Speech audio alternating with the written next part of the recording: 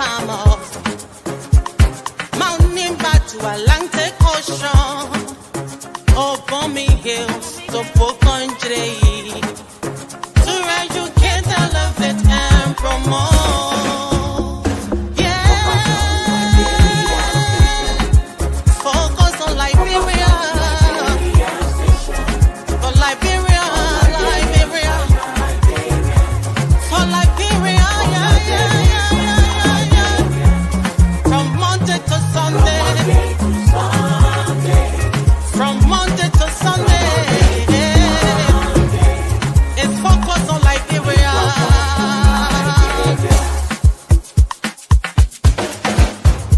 Talk about home affairs, in Diaspora, current affairs, reliable information, history, talking about culture, politics, education, entertainment,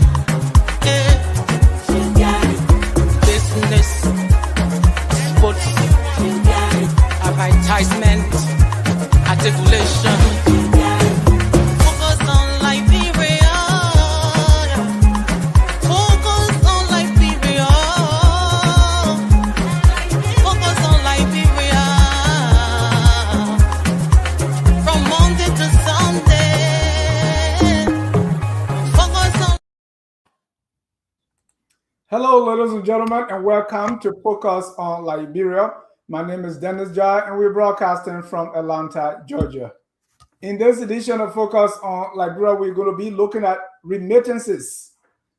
There's been a project on works, remittances research that is being done, carried out by two outstanding professors. We're going to talk about that research. So our topic tonight is remittances research and the $1 Diaspora Fund bill. There's a bill right now in the Liberian legislature saying that every time we send money to Liberia, there will be $1 deducted as a patriotic fee to fund development in the country. Well, Professor Dr. Karl Johnson and Dr. George Gonpu have been carrying on research about remittances. So I called them so they can tell us about their research and what they think of the bill that is currently in the Liberian Senate. Let me welcome my guest, Professor Karl Johnson. He's a professor of history at the I always miss the name of this school. Ramapo. Sometimes I say Rapoma. At the Ramapo College of New Jersey. Welcome, sir. Yeah, thank you. Thank you. Focus on Liberia audience and the host, Mr. Dennis Jai. I appreciate it. What we'll do here is just quickly go over our research, and then, as the host said, that we'll discuss the bill on remittances. Thank you. And I first met Dr. Johnson at the Liberian Studies Association conference in Maryland and then in Massachusetts. Let me also welcome Dr. George Gonpu, who, along with Dr. Johnson, came up with this research. Dr. Gonpu is also professor of economics at the Ramapo College in New Jersey. Welcome, Dr. Gonpu. Thank you, Dennis. I'm happy to be here. I'm not new here, and yes, this topic of remittances is important to the economic development of Liberia, and not only Liberia. It is also important to many other developing countries as well. So I am happy for the opportunity to discuss the research and to also reflect on the proposed bill that is emerging from the Liberian Senate. Thank you. And as you said, Dr. Gonpu, when we started this back in 2017, he was one of those among our first guests to talk about the economic situation in Liberia. So thank you for coming back. So as I said previously, we are bringing together two professors studying the development impact of remittances at the exact moment Liberia is debating a bill that would deduct $1 from every remittance transaction to create a diaspora-led development fund. This creates a perfect public interest conversation because their research shows remittances already support business formation, human capital, and investment. The bill proposes to formalize diaspora contribution through a mandatory $1 deduction. The key tension now is whether the bill enhances or disrupts the development role of the remittances. But so first, let me give you the flow. First of all, before Dr. Karl gave us a brief summary, what inspired this whole idea of doing any research on remittances? Yeah, the inspiration for remittances. Remittances is an important topic in economic development, and it's being studied around the world.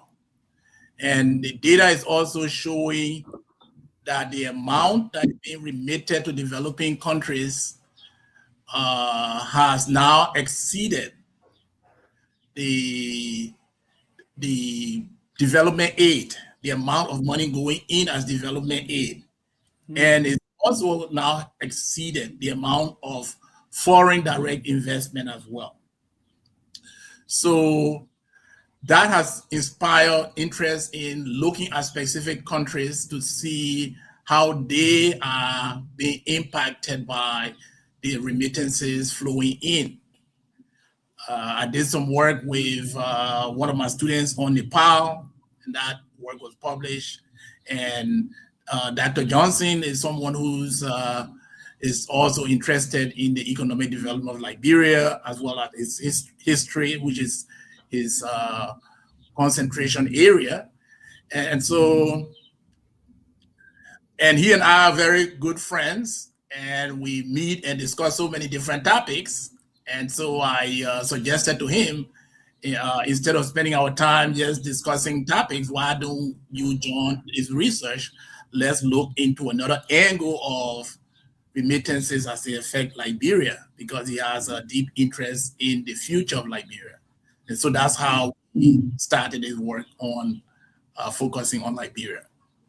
Thank you. And Dr. Karl Johnson, for those who don't know you, we want to also say thank you for joining us. This is your first time on Focus on Liberia. So on behalf of my crew, we want to offer you a glass of water to say welcome. And just before you get into your short presentation, just tell us your interest in Liberia remittances. I know you talk about this at the LSA conference, but for those seeing you for the first time, just a brief introduction about Dr. Johnson. Yes, again, thank you for having me on Focus on Liberia, and thank you, sir, for having me here, Mr. Dennis Jah, and my esteemed colleague, Dr. George Gonpu. The reason why that I are interested in Liberia and its development is that I've been teaching contemporary Africa for over 30 years. And also I teach a course called Introduction to African Studies at Ramapo College. And one thing that I was looking at in regards to Liberia, this should wake everybody up, is that in 2024, more than $1 billion from your diaspora went into remittances into the country. That's incredible. It's an incredible amount for a country, I believe, in 5 million people. And like Dr. Gonpu said, that we discussed all types of topics in terms of development. And I was fortunate enough to visit Liberia. I loved it. I loved the people and everything like that. So that's my connection in brief to Liberia, and obviously a longtime member of the LSA where I met you. Thank you. So let's go briefly. What you found in this research. Okay, sir. If you want to put up the PowerPoint briefly, I'll go through it quickly. Okay. Because we don't want to bore you with a lecture here. So we'll go through it very quickly. But to show you that we did do some deep research on it, and we continuously also are looking for people to contribute. So we have a survey, we have a link. It's anonymous. Anybody that wants to be included in this survey, we can send you the link to your email, or we can send you the link to your phone, your smartphone. So just please contact Focus in Liberia and our esteemed hosts. But again, our focus with remittances, okay, and that was our focus there. And obviously, if you can put it back up, that's a detailed map of Liberia that you can go for it there. I'll try to control it a bit here. But again, I want you to look at the topic, which is important. So it's remittances, investments, and economic development, evidence from Liberia. So this is like a second part. So I'll let you know that we've been doing this for quite some time. And we presented, some of our findings just recently in April 2026. And let me just go here again. 2024, over $1 billion of remittances. And here are some of the types of things that we focused on. Previous studies, Dr. Gonpu went on over that before. Other countries, developing countries that use it. He discussed the significance of our study, objectives of our study. But one thing, our focus is job creation. Also with remittances, we're looking heavily at job creation, very good jobs. We're not just looking at the type of jobs where what we call or just the gig jobs where everyone's selling the same stuff. We're looking at how remittances develop very good jobs and to see if it can spread or control. So we want to be helpmates to government officials and people in the government or the diaspora itself with this study. And we plan on publishing all our findings in the Liberian Journal. So this is our methodology. All right. We have a link again. Okay. We know the history of the diaspora. And what's interesting is that it's not just the U.S., the diaspora, but we have folks from Australia. Obviously, Europe is not a shock, but we have people from all over with the diaspora in terms of the contribution here. So some things that Dr. Gonpu focused on, how long have you resided outside Liberia? Obviously, it's connected to the civil disturbances. All right. And here's some other things. I'm gonna let gender breakdown, age groups, and I think that what's important here is businesses, the business development. I'm gonna let Dr. Gonpu discuss this a bit because this is his expertise. But over half of the remittances is used to invest in the business in Liberia. And that's a good thing. That's connected to job creation. Go ahead, Dr. Gonpu. You want to? Yeah. So, yeah. Thank you, Karl. You still got okay. So basically, as you can see here on this screen, in the survey, we asked whether or not people who have been remitting to Liberia have a business in Liberia. And because sometimes people think that remittances are just for food and basic needs. So what we see in this study is that, as you can see, almost half of those people sending remittances to Liberia said that they also have businesses or invest in a business in Liberia. So that's the main finding implication of that. And then we ask approximately what share of your remittances, basically the money you send,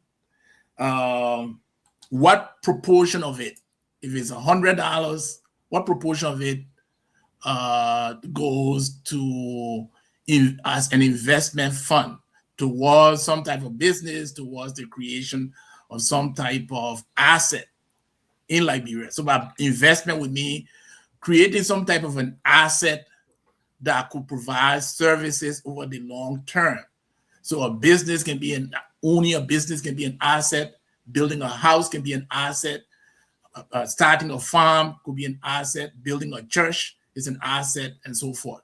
And so what you see in this chart is that you see a breakdown, basically telling you that a good proportion of the money going have gone into business creation. So more than 50%, in fact, I think it's more than 60% of the money that has been sent have gone into business creation. Yeah, and like I said, we don't want to give a whole lecture, on your show here, but Dr. Gonpu, just like sum up, from, like the jobs. You remember like the breakdown in terms of how people, what type of jobs, we had like a large portion of the investments are making, I think on average, like 3 to 5 jobs, good jobs, Yeah, I think, right. That's extraordinary. Yeah, we asked, I think there was somewhere in the survey where we asked, have your remittances or have the businesses that you started created jobs? And a large percentage of the people say, yes, their businesses have created jobs. So we also asked, how many jobs have you created? And some of the reports indicate about 20% have created 5 to 10 jobs. Some of them have created more than 10 jobs, and so forth. So we see that remittances have a potential for contributing to job creation, depending on how the remittances are used. We also asked, what type of businesses are you investing in? And there were a variety of businesses, including entertainment, agriculture, and other kinds of businesses as well. So what are the most surprising findings so far? What surprised you? Well, I was not too surprised because I suspected that this money that is going in, which is now more than $1 billion, is not just for consumption. Yeah, it is not just for consumption. It is mainly, some of it is really going to create opportunities. And this the study is in progress, but I think one of the things we now are looking for is to see how the amount of investments in the country, the total amount of domestic investment in the country, is influenced by the remittances that people are sending. So I was not too surprised by what I saw, but I was encouraged. Highly encouraged that Liberians are not just sending money, but they are contributing to job creation in the country. And they are using some of the money they are sending to invest in the country. And I think that policymakers are overlooking this. And policymakers tend to focus on foreign investment and creating incentives for foreign investors. You see? And these are some of the things we want to address in the research after we get more findings, to make a case to the policymakers that to develop this country, we got to go beyond foreign investments. especially when it comes to investments that will create jobs. We got to go beyond foreign investments and to begin to create appropriate incentives that will encourage Liberians abroad to bring more funding into the country. Right. Yes, also Dr. Gonpu, tell them if if you don't laser focus on this issue very quickly, that our study shows that the next generation of Liberians, it drops down, right? That's what we found. Like the next generations of the diaspora, they tend not to invest as much. Is that correct? That's why. Remember, you were telling me that. Right. The further they get away from the mother country. Right. So, Yeah. so if by you saying by the third generation, if there's a third generation diaspora, you're not going to get as much. Yes. And Dr. Johnson, there's a video of a I would say second generation Liberian going around, and she is opposed to sending money to Liberia. She said, I don't know what's wrong with our parents. We don't have what we're supposed to have. They are sending money back home. So definitely the children that we are having here, they're not going to do it. Yes. So did the research show the window we're talking about and how fast it's closing? Dr. Gonpu, you gotta. We look at the demographic data as well, and we see that there's an age distribution among the people who are remitting money, and we see that the older generation, the old people, people 40 and above, but less than 65 is the window where a significant part of the remittances are coming from, and those who are investing there as well. So the younger ones are not sending as much money. So that means that we have to turn these these remittances into investments now. The younger one, the next generation, are more likely to help the country through taking vacations. That's right. And we build the infrastructure. They can come and go to the beaches. They can go to do surfing and have fun. But they are not going to be. We don't expect them to be sending money as we do now. To just say, oh, I'm sending money for my grandfather. I'm sending money for my grandmother. To eat, to do this. That's not. That is less likely to happen as these children become more westernized, and they are also facing challenges, with cost of living in the diaspora. Yeah, that's why we're looking at also the tourist industry. So if you build up like a comeback to Africa tourist industry, you can possibly stretch it longer, where you can get the people that left, they can come back instead of always going to a Disney World. Maybe like twice in a lifetime, come and go back to check out Liberia, and they might fall back in love with it, right? Yeah. So, say, that's beautiful. I don't know why my parents left here. So that's what we're hoping, like a sort of like a year of return. Right. There are a number that's trending very good. I think that's what we're looking for, and the other diaspora can help as well. So that's why. Yeah, there are so many. That brings in a lot of unexpected income. Yeah, there are many in the African diaspora, including Americans or African Americans who are interested in historical tourism, to sort of visit, to better understand their history, and it can be very helpful to building self-esteem, to doing so many things. So clearly, Liberia, given its own history and its own origin, has a huge potential for benefiting from this kind of tourism.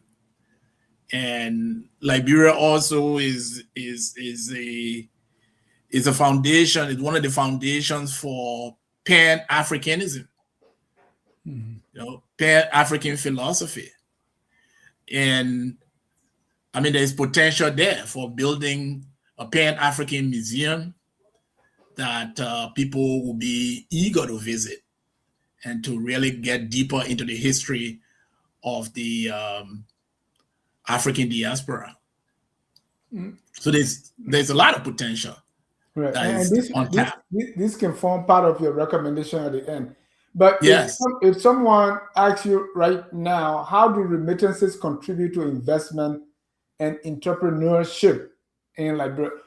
First of all, before I even get there, do you have a way of telling in your research that, okay, this is how much money that is going to school?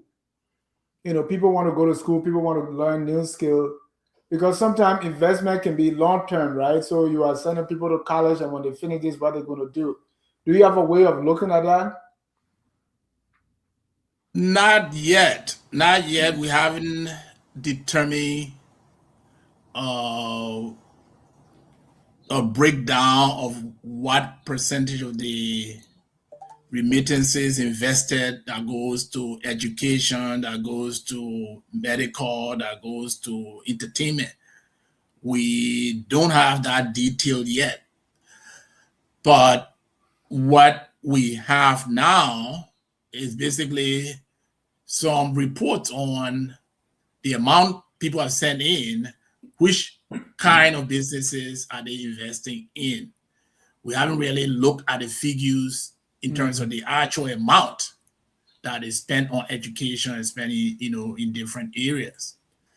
But I mean, the country is facing some risk because the population is young and they are being encouraged to invest in education in terms of their time going to these institutions.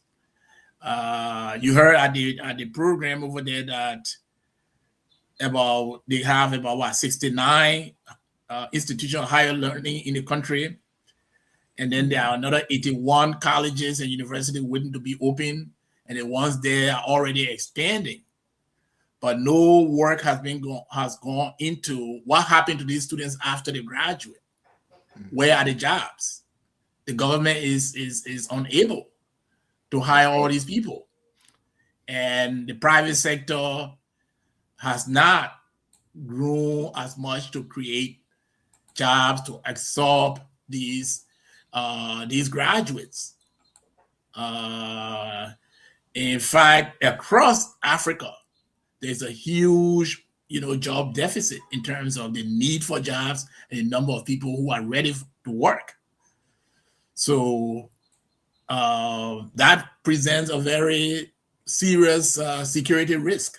If you have a large percentage of your population, very young people who have no means in terms of employment.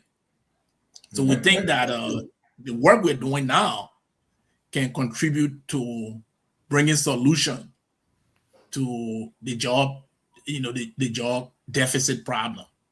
Yeah, and we're also looking so it doesn't be always centralized in one place.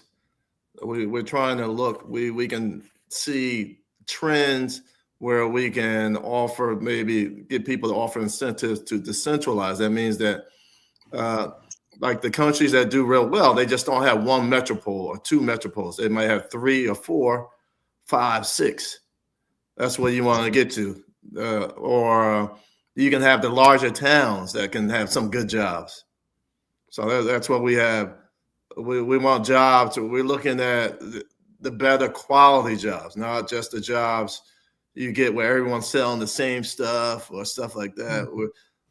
So that's what we're looking at. So we really think that if we laser focus on job creation and we get real ground level information from real librarians and let's get as much as we can and take our time, I think that we can be very helpful. And I think that we can get this generation, this diaspora, to maximize what they can do to push Liberia forward. Right. Is there a downside to remittances? Say some are saying remittances create this dependency syndrome, and we saw that way for after the war, where there have been NGOs, and so when those NGOs left, even today you want to start a business, people think it's free. Is so. Do we have a downside to remittances, especially if we look in the near future, we see that this is not going to continue at the same rate, right? It's going to drop. And what is the downside to the remittances, if any? Yeah, I think there could be a downside if remittances are just basically supporting consumption, just supporting basic needs. That is why this kind of research and the findings and the policy recommendation that point towards encouraging people in the diaspora to consider putting a bigger and bigger proportion of their remittances into enterprise creation, investment opportunities. Because whenever you create an investment or when you create an enterprise, you automatically create a chance for people to earn for themselves, to go to work and not just expect to just basically be receiving remittances as a gift. See, so then at a certain point, you can begin to match what you're doing to see if the business generates this amount, X amount of dollars for each additional dollar in income or profit a business make. That will encourage me, who's making this remittance, to send you more money so that your business can grow. See? And so in that way, remittances would have a positive and sustainable impact. However, if it is just for consumption, it can still be helpful to the economy, but it can also undermine labor supply. Because if someone receives, say, $300 from his parents or relatives in the diaspora, and that money is coming in regularly for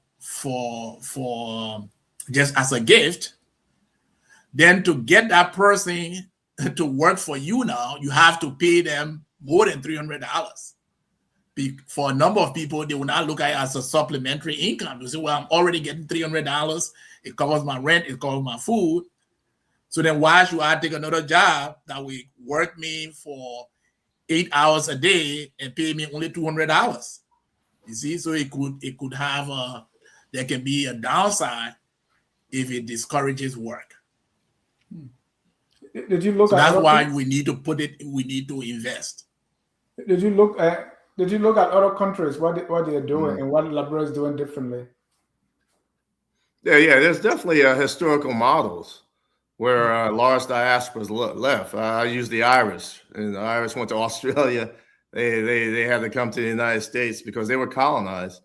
Now the people for Ireland, they only come to America to vacation and go back. Because Ireland is the first, they were basically developed by remittances. People sending money back, people traveling back and forth. And theirs lasted like intergenerational. There was a drop off, obviously. People say, but people in Ireland, they only come to America just to vacation now. They don't understand. Ireland, their standard of living is just as good in the United States.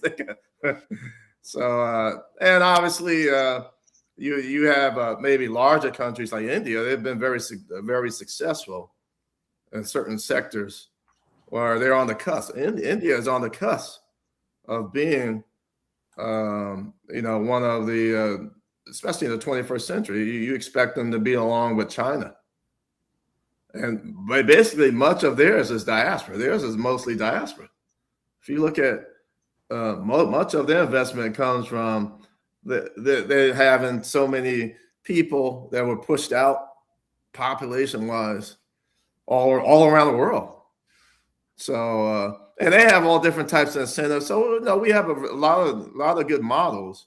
And the thing I always tell George, I remind us that, we love Liberia and Sierra Leone, which is good. I mean, Liberia, you only have 5 million, man. That's just like, you just got to develop New York City, man. That can be done. That can be done within 10, 15 years. So, I mean, if you talk about population-wise, I mean, it can be done within a lifetime. Yeah, and I think that I've not seen much in the literature that looks at remittances at the micro level. So what we're doing for Liberia or on Liberia is pretty much one of the research, study on a cutting edge, where you dig deeper to look at actual families and individual and how those remittances are affecting them at the micro level. Most of the studies have just done it at a macro level and just say what happened to the whole country GDP as remittances come in. And so many studies have shown that GDP tends to grow as the country gets more remittances.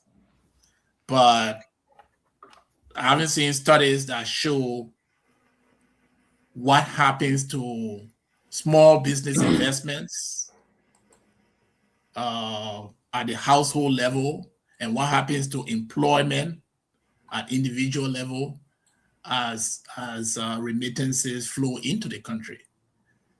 So in that sense, I think that this research is really on a cutting edge to be one of the few or one of the studies to begin to look at the impact at the micro level.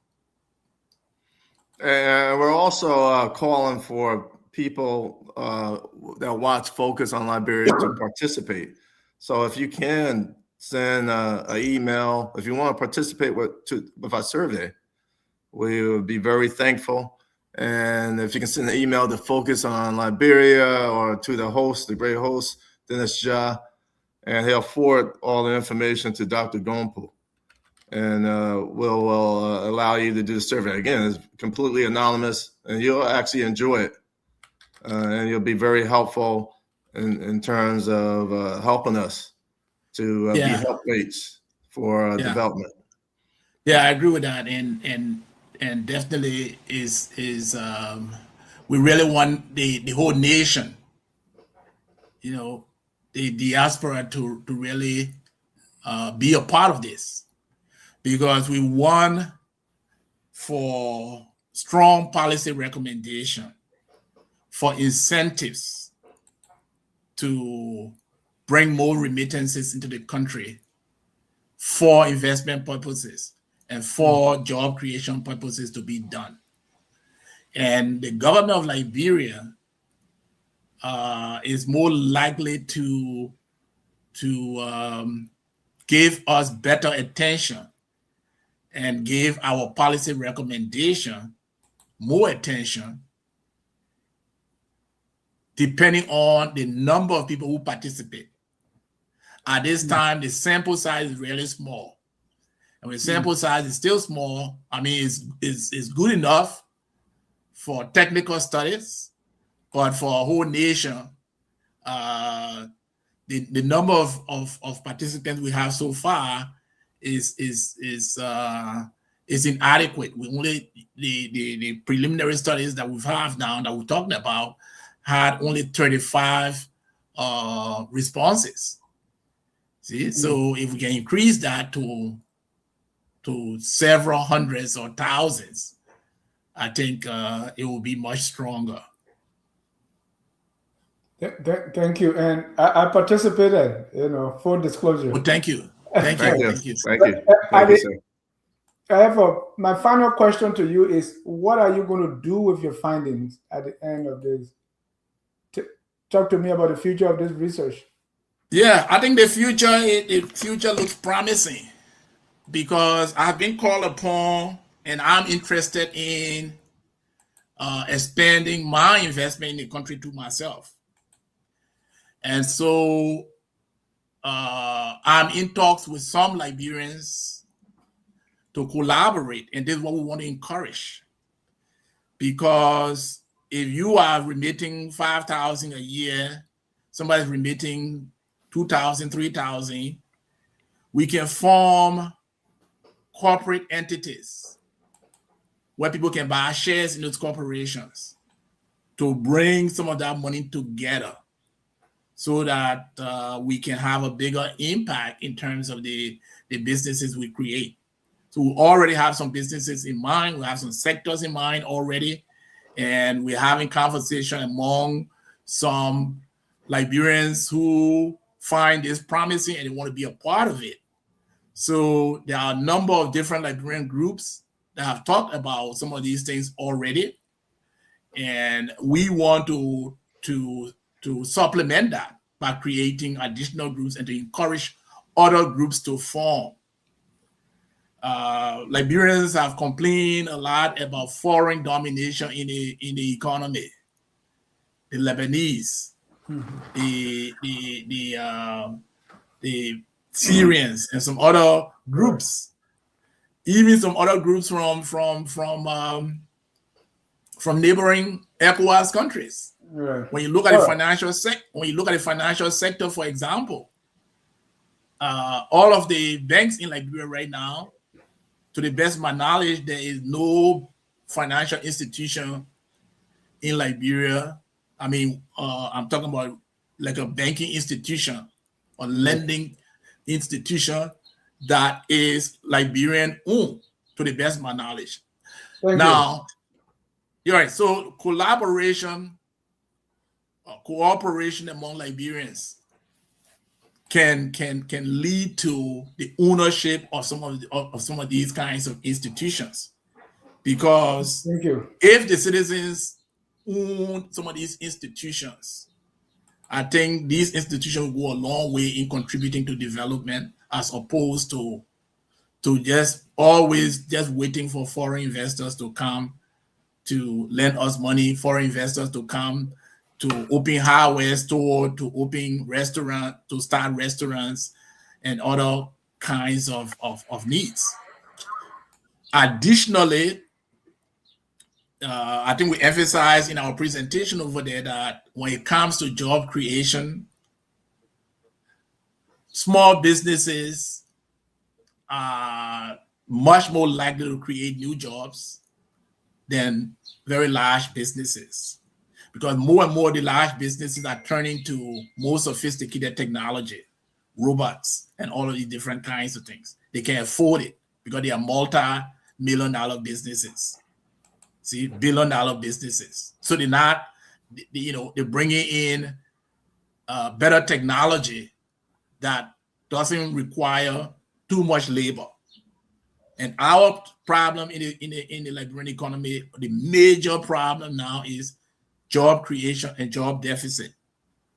So we really want Liberians to buy into this so that the policymakers can pay attention and so that we can work together to create incentives for Liberians to become active in ownership and investment in the economy. Thank you.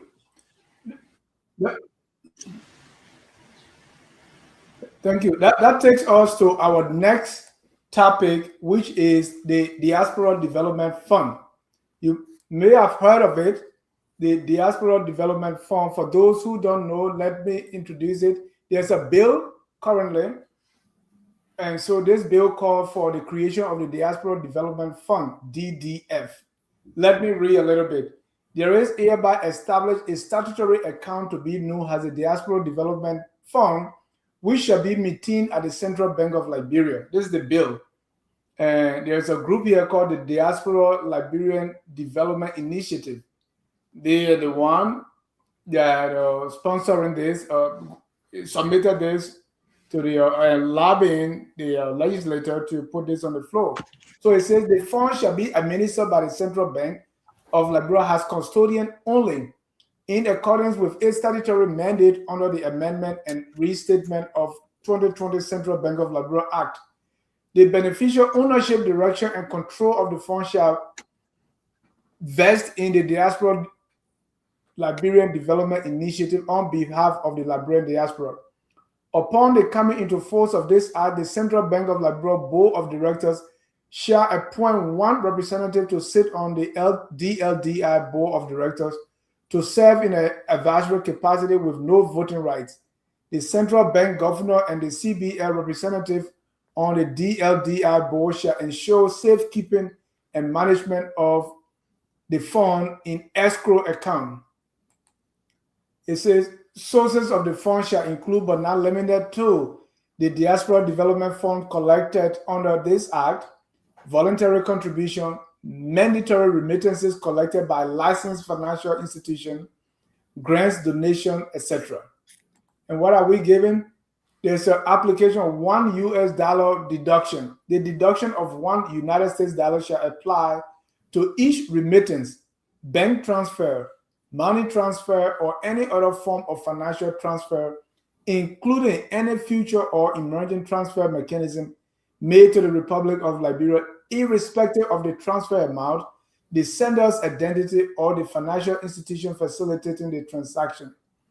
For the avoidance of doubt, the $1 remittance deduction shall be applied per transaction, not per amount transferred. This means the deduction shall be assessed based on the frequency of remittances sent to Liberia rather than the monetary value. And there's a lot on the bill, but that's just the summary. So in essence, anytime you send money to Liberia, regardless of your nationality, there will be a $1 deduction, and that amount will be put in escrow at the Central Bank of Liberia. This fund will be administered by the Diaspora Liberian Development Initiative, and this $1 is going to go towards development. The board will sit down and identify a project, maybe hydro project or railroad system, or rehabilitate the port of Greenville, mine port. So that's what I had the president of the DLDI the other day, and we went back and forth explaining that. So Dr. Johnson, I want to get your take on this. Is this enhancing the work that you're doing or undermining it?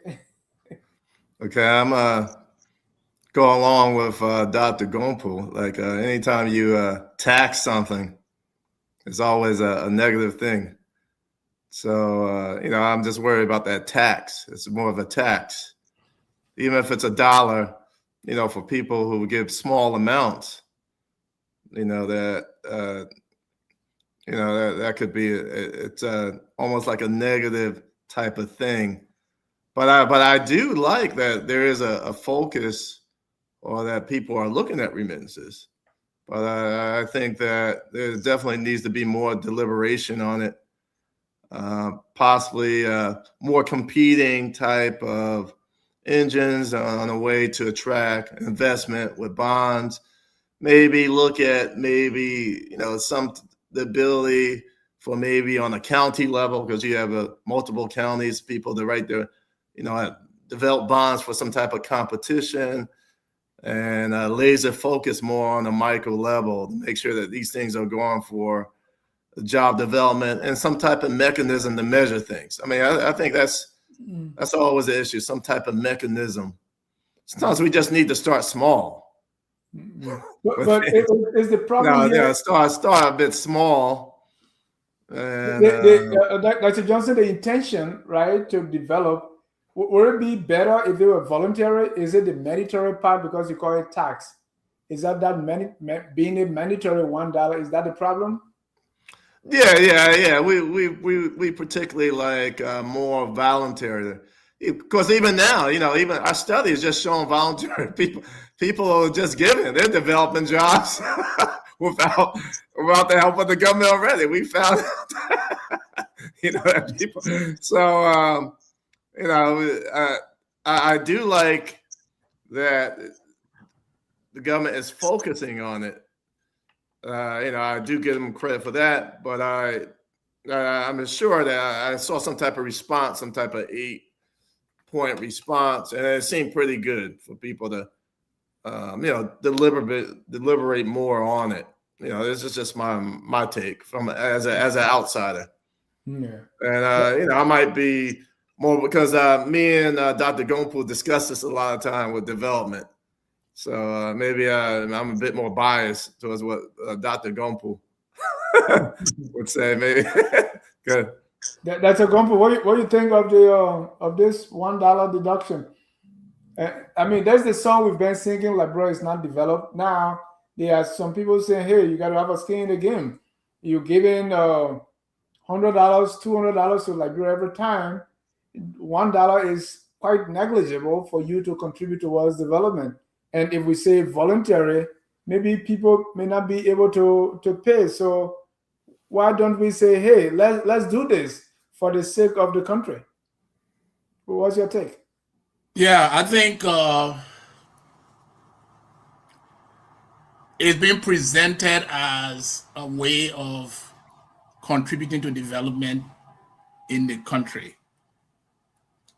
However, the approach to it, I think, is counterproductive. People are bringing money to your country. The thing is, I think there are so many people in Liberia who do not see the direct benefit of these remittances that are coming in. Maybe economists have not really, share with them how they are already benefiting from what people in the diaspora are doing. The Liberian currency today, will be a lot weaker if you cut that remittance, the amount of remittance, if you cut it in half, or you cut it by 75%, the currency will crash. The balance of payment of Liberia is highly supported by these remittances because these remittances are bringing foreign exchange to the country. The interest rate that is being charged per loan that people get in our country will be a lot higher if this inflow was not coming in. So if you go to borrow and you are paying 15%, you're paying 15% now because all the remittances is coming in. If there was those remittances not coming in, your interest rate would have been 25%. So you see, these remittances are helping people in so many ways that they might not realize. Additionally, these people in the diasporas, if we do some survey of new constructions in Liberia today, new businesses in Liberia today, you will see that, especially that have been done by Liberians, you will see that most of the most valuable ones, the best homes, most of them, more than 80% of them, are connected to people in the diaspora. And they're bringing these funds to build these houses and build these businesses through remittances to the country. Yeah, man, that's a multiplier. And when those houses, right, when those houses are built, the more of those houses you get built, these people are paying property taxes. And they're paying for electricity. Those electricity comes with tariff. The electricity belongs to government, right? So who are paying those light bills? Who are paying the property taxes? It's the same people in the diaspora. So they don't see the direct, some of them do not see the direct relationship. They just see the money coming in and they say, oh, these monies are going to their families. It's not coming to me. But you have had a much weaker currency Right now, you're paying 180 Liberian dollars per $1 US. If there were no remittances coming to the country, the currency could be 300 Liberian dollars to $1 US. And that's not going to be good for you if you're getting paid in US dollar. So I think a number of these policymakers, I don't think anyone has gone deeply into how these remittances are helping them now. Because I've talked to some people and they say, but it's not helping us, it's just going to their family.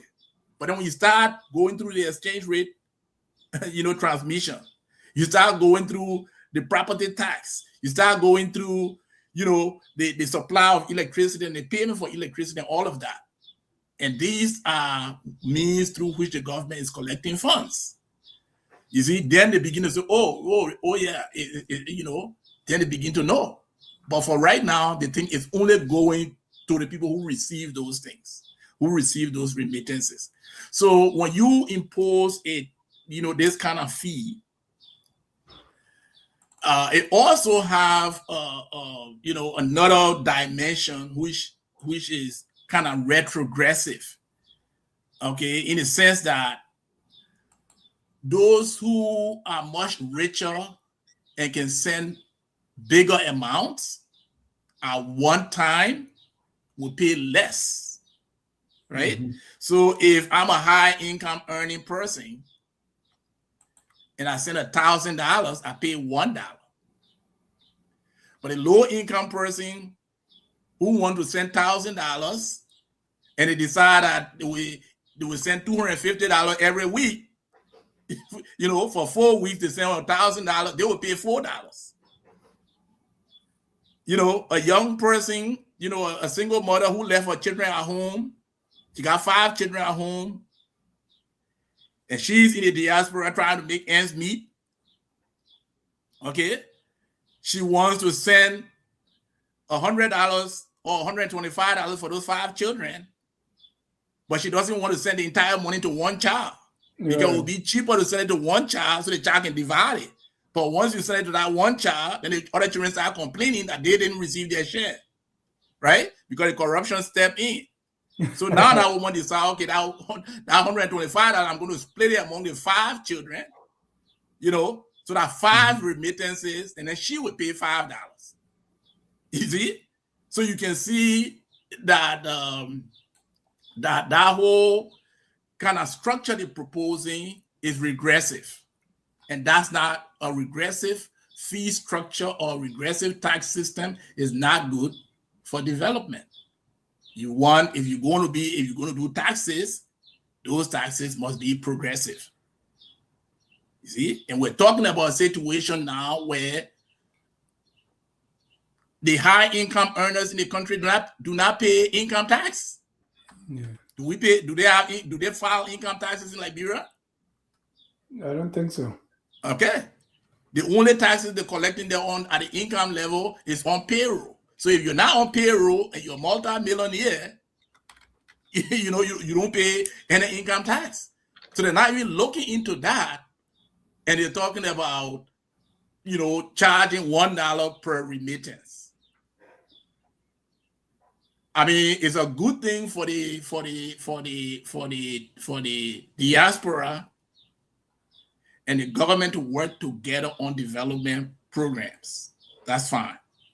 But this is not the way you do it, right? If they have a project, for example, let's say we want to make a Pan-African museum. We want to build a Pan-African museum that will bring tourists into the country, that will create, revenue, that those revenue can then be used for education, what have you. Government will come and say, okay, for this Pan-African museum, we're putting up $2 million. We're calling on the diaspora to raise another $5 million so that we can build the Pan-African museum. Present it to the diaspora and say, hey, this is a $7 million project. Things are tough on us, but we are putting forward $2.5 million. We want you guys to raise another $5 million. Decide among yourself how you're going to do it. But I don't think the way to do it is to say you're going to be imposing a fee on bringing money into the country. So that means you're basically telling people, to bring less money in, because whenever you bring money in, you're going to be paying them, a fee. Would that work if it were voluntary? Is what? Would that work if people will voluntarily give the $1? Well, I mean, I don't. If it is voluntary, why should it be proposed by a senator who nobody knows whether he paying income tax or not? But you can only do the bill. You can only do the bill through a senator or a representative. So what other way can we do it? So it's not the senator. They are Liberians. The Diaspora Liberian Development Initiative. They wrote it, and they have to do it through a lawmaker. Well, I mean, but the thing is the lawmaker who name is on the bill and who presents it on the floor, and if it passes, it's he who is putting that forward, right?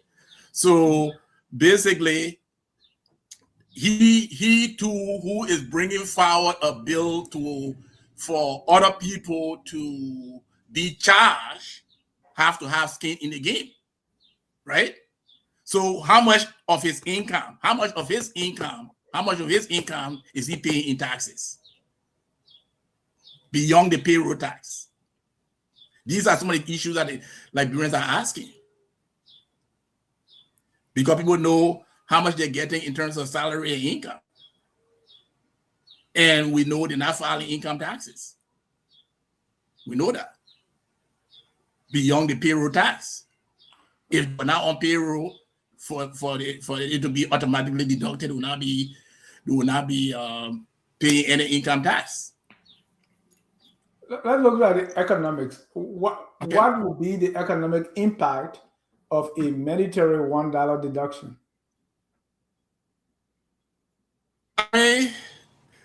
The economic impact would just be if that $1 accumulate to $1 billion, that means you've imposed $1 billion tax on the diaspora, right?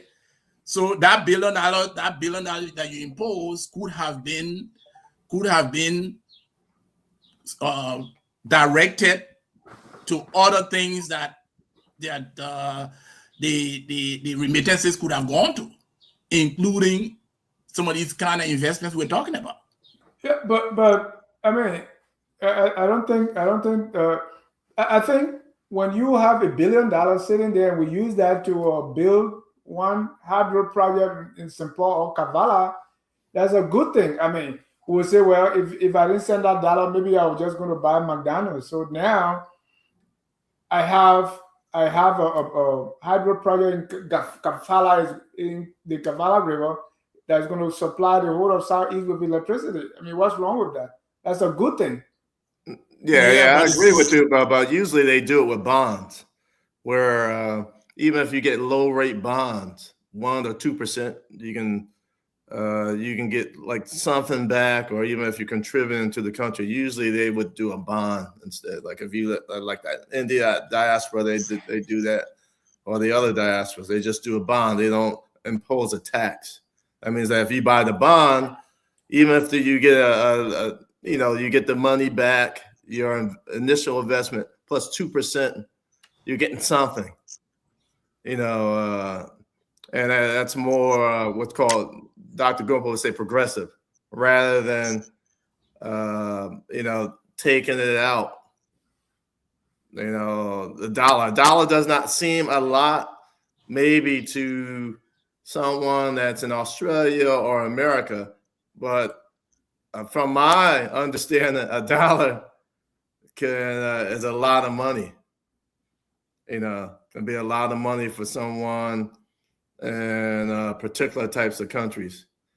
That can, that a dollar can sometimes make or break a few people. So I think it's the way that it does it. Like I said, I like that the government is focusing on these things, but I think it's just more of a discussion on how you're going to do it. And I like competition. I like competition. I think you can do that better with bonds. I think that's more traditional, where if you invest even you get 1 or 2% back. I think that's better, and you can laser focus the bond too, and maybe you can do like some type of county bond so that the investment will be decentralized. I know that they're trying to do. If you get all that money, I think with some type of competition. Not Also, just one they me personally, that's what. Okay, these people I'm looking at. who So, these people Dr. Gonpu, what do who you got to say about that? right, these people who have proposed this fund, they are the one who are going to be sitting on a board to direct those funds, right? Yeah. They said they're going to have one person from each county to be on the board. Okay, who's going to vet them? Who's going to vet them? They're going to have election. Election? Election. So the senators and representatives. Okay, so the senators and representatives you have now were elected, and they are the people managing the budget. And are Liberians happy with how they're managing the $1 billion budget? So are you saying the process could be faulty, right? The process will have problem, but the intent and the overarching goal is good thing, right? Will you not agree? Yeah. I think that what they're thinking. I think the approach, the thinking of it. You judge a project by the intention. You judge a project by the outcome. You judge a project by history. Okay? Liberia had a national savings bonds. Hundreds of millions of dollars were raised through that bond. What happened to those who put money into the bond? Have they given that money back? They got the record of all the people who put the money in the bond. You build credibility by paying those people or paying their families. You don't do that, right? You got all that record. You think people have forgotten? Then you're going to, so when you're doing something like this, it's fine, but make it voluntary. People who want to participate in that stuff, let them put their money in it. They're going to personally vet you and they know what risk they're taking.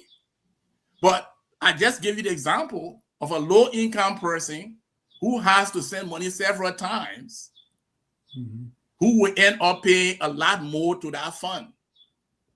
But then a richer person who can send money only one time a month will only pay $1. You, the poor person who send money every week, you're waiting for your pay before you send money. You're sending money 5 times a month or 6 times a month because you got children there. They get stranded. They need transportation. They need $10. They need $5. On and on because you got children in school. You end up paying a lot more to that fund. So how are you going to create a process of developing the country which is unfair? You distribute the burden unfairly. Then you got private citizens who nobody know who they are. Nobody know. They never been vetted and what have you. They come in with this idea that, oh, we should raise this fund and we'll be somewhere, and they will go and create a group of people who will then be managing that fund. And you're thinking that this is the way you're going to develop the country? So who is going to vet them? The Senate is there right now vetting people who go to run the system. And we see the outcome. So the same people, you think Liberians are going to say, okay, we're going to now voluntarily contribute this money. We sit at the central bank, and this group of private citizens who have not even presented the idea in the diaspora, go around in the diaspora, present the idea to your people and make it popular among the people in the diaspora, and then you get contributions in terms of ideas as to how to go about it, because the goal is for development. It's not so much to raise money, because raising the money is just the first step. It's about how do we develop this country? How do we create infrastructure? How do we support education? That's what they're saying.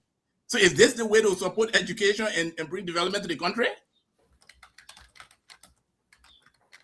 I want to see those people. I want to see those people who are behind this, and let's see where they're coming from with this. All right, Dr. Yakasi, if you listen, Dr. Gonpu wants to see you. Let me welcome Professor Larry Kennedy. Larry Kuhn Kennedy. That's Before right. the war, it was Larry Kennedy. When April When I 1980 hit the happened, Powerball and I went into hiding, I call myself Larry Kennedy. I can't have all you Southeasterners looking for me. Professor Kennedy, you can move your body up a little bit. Let's see your passport size. But welcome to the show. Before you come in, let me ask Dr. Gonpu, because we got to fix it now. Because I see that somebody said the road to hell is paved with good intentions, but these guys want to build something, right? So how do we fix it? But keep your thought. Let me get Professor Kennedy's view on the Liberian Diaspora Fund. Look, let me say this. It's a bad idea. The people who came up with it, they have maybe some bad intentions, because they must have been sitting around, maybe drinking some Corona or feeling happy about something, and they say, hey, let's just come up with a fund. Maybe we can collect $1 for everybody in the diaspora. Somebody say, yeah, ooh, they ran way into the Senate, figuring somebody in the Senate would support it, which in fact they did.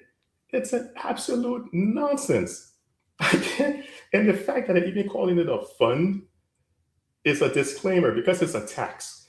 It's not a fund. They're not investing anything. They're clueless about investing. And this is just another way to hit people off with some tax that's going to end up in the state coffers, and nobody will have a clue what happened to it. If you don't remember at one time, the ambassadors from several countries hit Samuel Twe and was asking him to refund money that was going into some consolidated account for investment opportunities, for like an investment fund. And Samuel Twe said, well, everybody's doing it. The money comes in here and we take it. They use it to how to support the budget, and they do a whole bunch of shenanigans with it. The other thing is, Liberia is one of those places where people rarely get prosecuted for economic sabotage. Let me know the last time somebody got prosecuted and went to prison. Because if you're putting money somewhere where you don't have strong regulatory agencies, right? Financial sector, especially the financial system in developed countries, have about 6 parts. You have your financial instruments, your financial markets, you have your regulatory framework, which is important. There was a reason why the Federal Reserve Bank system started back in 1913 or so. And even by the time the stock market crashed, like in August or so of 1929, they found out that people were gaming the system. People were gaming the system. So people would game the system. That's why you have the financial sector as one of the most heavily regulated in this country. A place like Liberia, there's a reason why you only have 8 countries in ECOWAS that have sovereign debt ratings. Liberia is not one of them, because Liberia have bad credit. Liberia cannot go raise money using Euro bonds. They got bad credit. So you end up giving money to a bunch of people who knows nothing about finance, saying they're going to invest it. Come on, man. You don't blame them for suckering you and the money disappearing, because how you gonna prosecute them? If it were an investment fund, that's different, because then they fall under the auspices of the SEC, FINRA, the Federal Reserve System, because there was a reason why the former Minister of Mozambique, Michael, Cheng, was arrested and brought to the US and was put in the same prison like Maduro up in New York. Because when you use the US financial system for fraud, they're going to come and grab you no matter where you are. But these guys are calling it a fund, but it's not technically a fund, it's a tax. You can't jail them if they steal their money. So, man, it's a bad idea. I hope people are listening. If they decide to pass this as a law, going to what Dr. Gonpu said earlier, it's going to lead to alternative means of getting money to the country. Yeah. It would absolutely create some black market or some underhanded deal that would have the total opposite of what they're trying to accomplish, because now the government will collect less money. Legally, they will collect less money because people will start using alternative means to send money to the country. Mm-hmm. They didn't have no feasibility studies. These people are not financial people. So, I wanted to hop in a call and just kind of share that, man. I hope I hope it does not pass, because it's going to do the opposite of what it's intended to do. In fact, the World Bank put out a paper back in 2017 preaching against this exact scheme, because other countries had tried it and it backfired. So where these people got their idea, they must have been sitting there drinking some Hennessy, and felt good about themselves and say, hey, let's go pass a law in Liberia. That's where we find ourselves, Dennis. All right. Thank you. It's disappointing to have a senator jumping on such a bandwagon. And that's part of the reason why we have, legislators in the Senate. This would be advising the executive and providing oversight over the executive. This thing is the fact that this thing is a bad idea, is a low-hanging fruit. The fact that they could not even see it, and they're jumping on that bandwagon to push it forward. I mean, it just tells you. I mean, what else can they do? Thank you. Thank you. I will bring in the progenitor of this bill, the president of the Diaspora Liberian Development Initiative, Dr. Prince Yekesen. Dr. Yekesen say, yeah, so he want to tell you something. Anyway, Dr. Yekesen, welcome to the broadcast. You got mail. Thank you. And in my village, there's a saying, I don't know how to translate it in English. But if you translate it literally, it will lose its meaning. But it says the water that comes from the frog mouth, that one can be cold. So we want to get the water from the frog mouth this time. Dr. Yekesen, please, yes. I'll give you 3 minutes to explain about the bill, the Diaspora Liberian Development Initiative, why you say people should pay $1. Is it your tax? If your intentions are good, the approach you are taking, why you decide to take this approach, and what do you hope to accomplish? 2 minutes. Thank you so much. This was impromptu, but sincerely, I have been listening to. First, I want to say thank you for the research. I would really like to be part of that research to probably contribute towards our research. It's a great endeavor for a country we all mean well for Liberia. If I see anyone who is doing something in the interest of Liberia, I would always like to join our person. Like Dualu has a very good dream about Liberia, where he's asking people to invest into his business, where there will be investment return. That's a very good idea. Anyone who is doing anything for Liberia that is meaningful, I'm always willing to jump on board. Now, let me talk about this bill.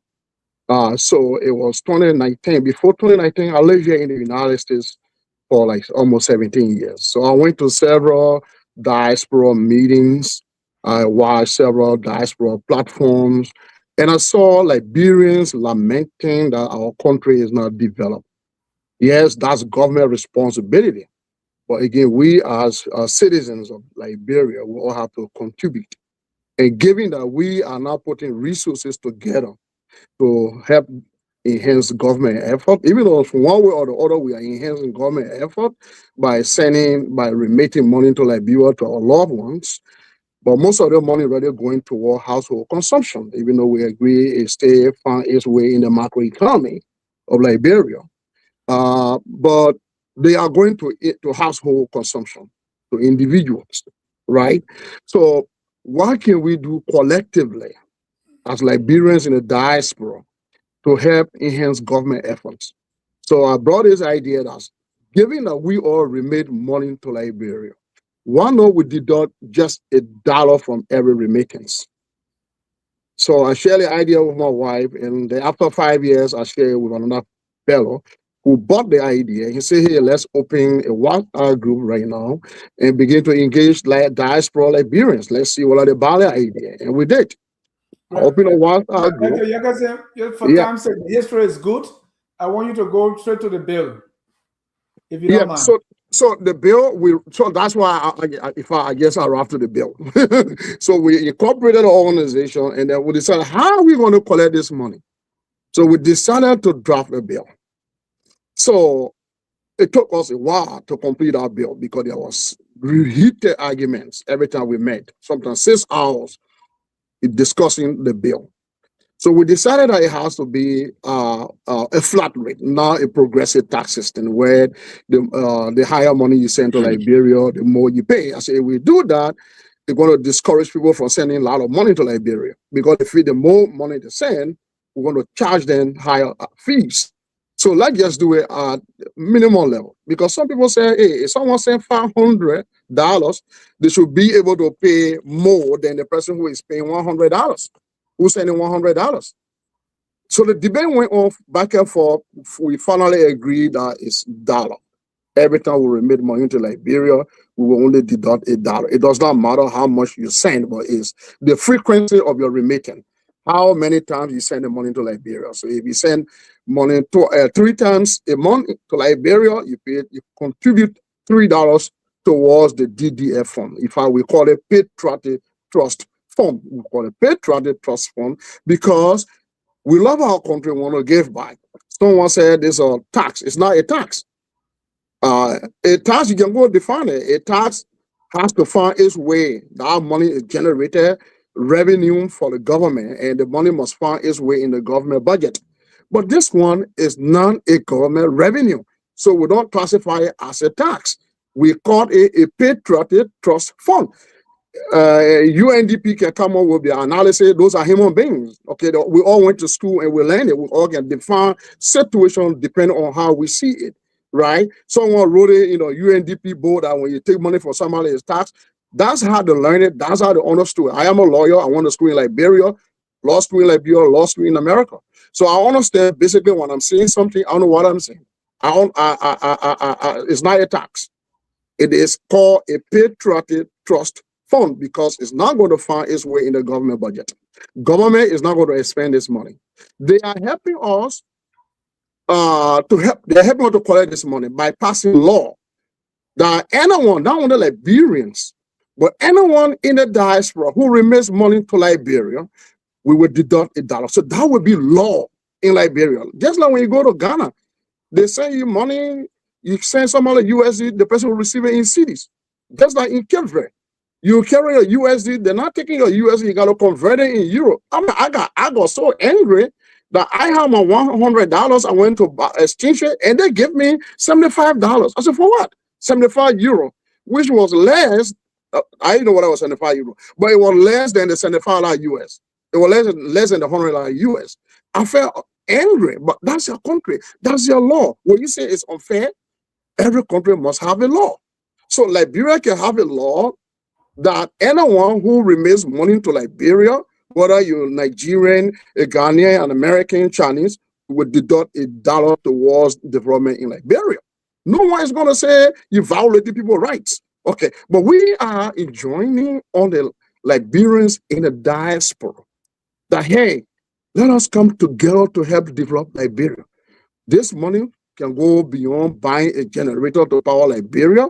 We can build medical hospitals all across the country. We buy dialysis equipment to help. A lot we can do with this money. We can build vocational institutions to train folks. The intent for the money is good. One last thing before I bring in the rest of the panel is the consultation. Did you get a buy-in from diaspora Liberians? Yes, we did. We consulted EULA. We consulted IFLA, that's European Federation of Liberian Association. We consulted, in fact, their president is on our board, Francis Meza from IFLA. James, they went to Australia. Yeah, LAQ, Liberian Association in Queensland, James Andrew. He's on our board. He's the president for them. He's also on our board. Then Pressure Podia Dramani from Canada. The president, she's the president for the Liberian Association in Canada. She's on our board representing Bomi County. Just like Francis Meza representing Moswado County, James Andrew representing Bon County. We also have James Sewa Kennedy, who is the president for LOFA, for the Federation of LOFA Association in the Americas. He represented Lofa County on our board. We got Friday Man. He is the chairman for the OLM organization of Liberian in Minnesota, right? So he's on their board as the chair. He's also on our board representing Grand Crew. And we have Karl Manapele. He is the president for the Liberian Association in India. He's on our board representing Magibi County.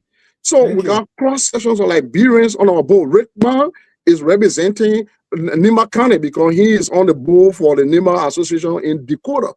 So we want people in the diaspora. Right now we are appointed, but eventually in the future there will be election. We are appointed based on recommendation right now, because they will make decisions as to how this money will be used in Liberia, not the Liberian government. This money is not going to find its way in the government budget. And that's why we have strict law in our bill, that he who touches the money will go to prison. The first thing is you will go to prison for 10 years, you will restitute the money, and you'll be fined $250,000. It's in the bill. The bill is very good. People have not read the bill, but they're taking it, running with it. It's a task. We want to explore Liberians. We want to. Thank you, Dr. Jefferson. Thank you. Dr. Johnson, do you have a question? I could see questions written on your face. If you can unmute yourself. Yeah. The question I did have is, why haven't you considered developing a bond, like maybe like a bond instead of imposing this type of fee? I mean, it's just a question. Yeah, that's very good. That will be part of what we will be doing. If someone suggested already when I appear on the closing argument show, they can say, why can't we build our diaspora bank then to keep our money with the central bank? So that was a great idea.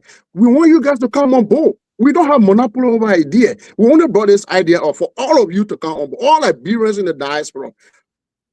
So this is how this is how laws are made in every country, including America.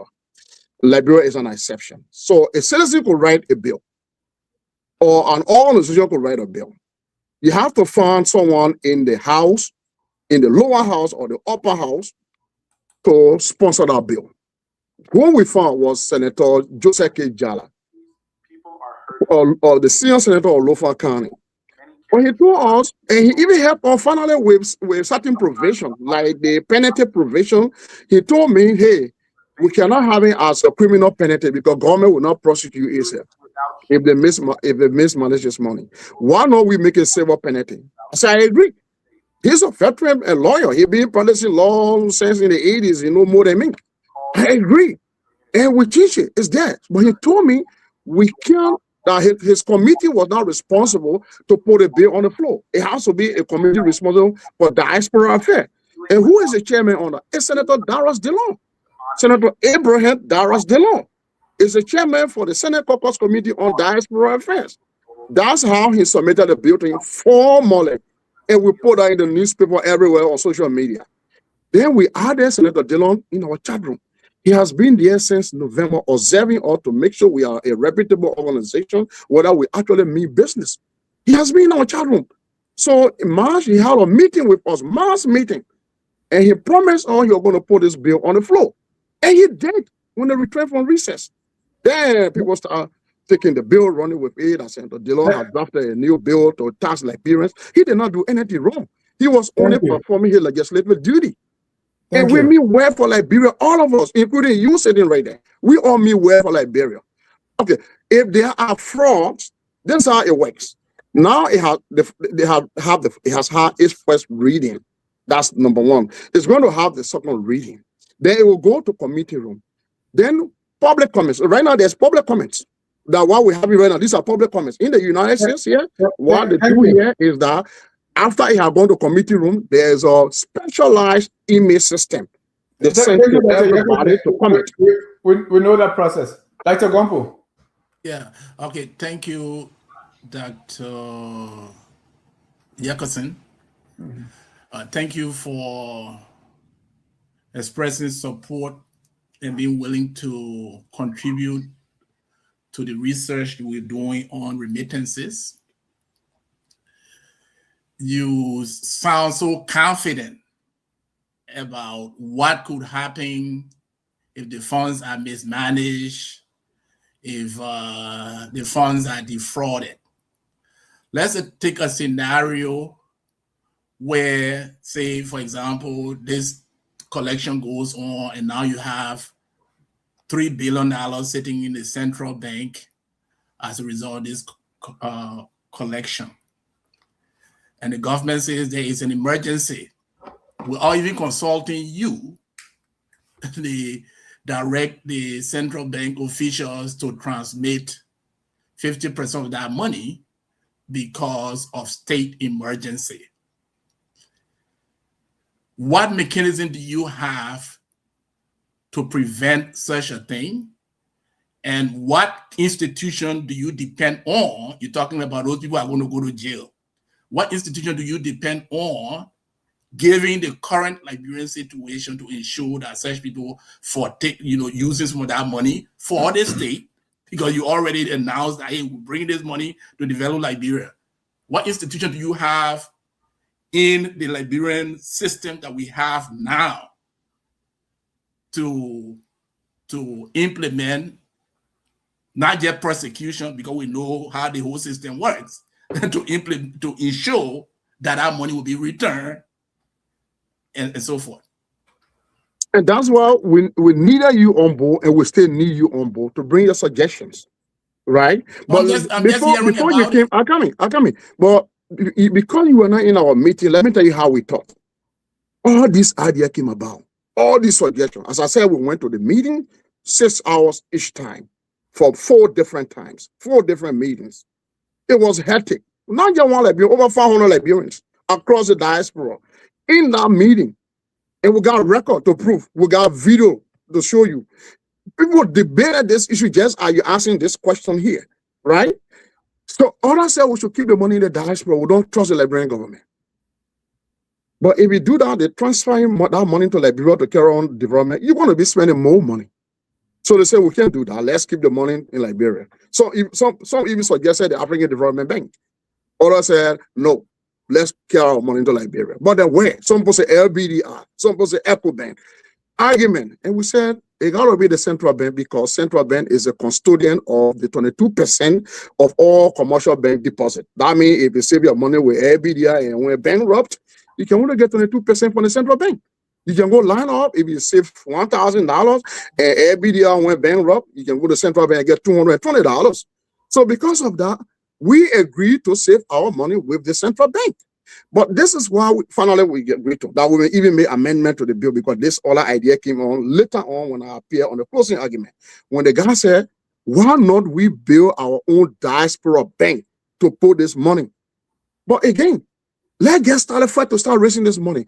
If anything happens like that, like you suggested, the government misuse our money, we can transfer it immediately to the diaspora bank to manage it, because this idea is perpetual. The other day I was on the show and the host asked questions and said, well, why will you be transferring 0 amount? And I told him, because this idea is perpetual,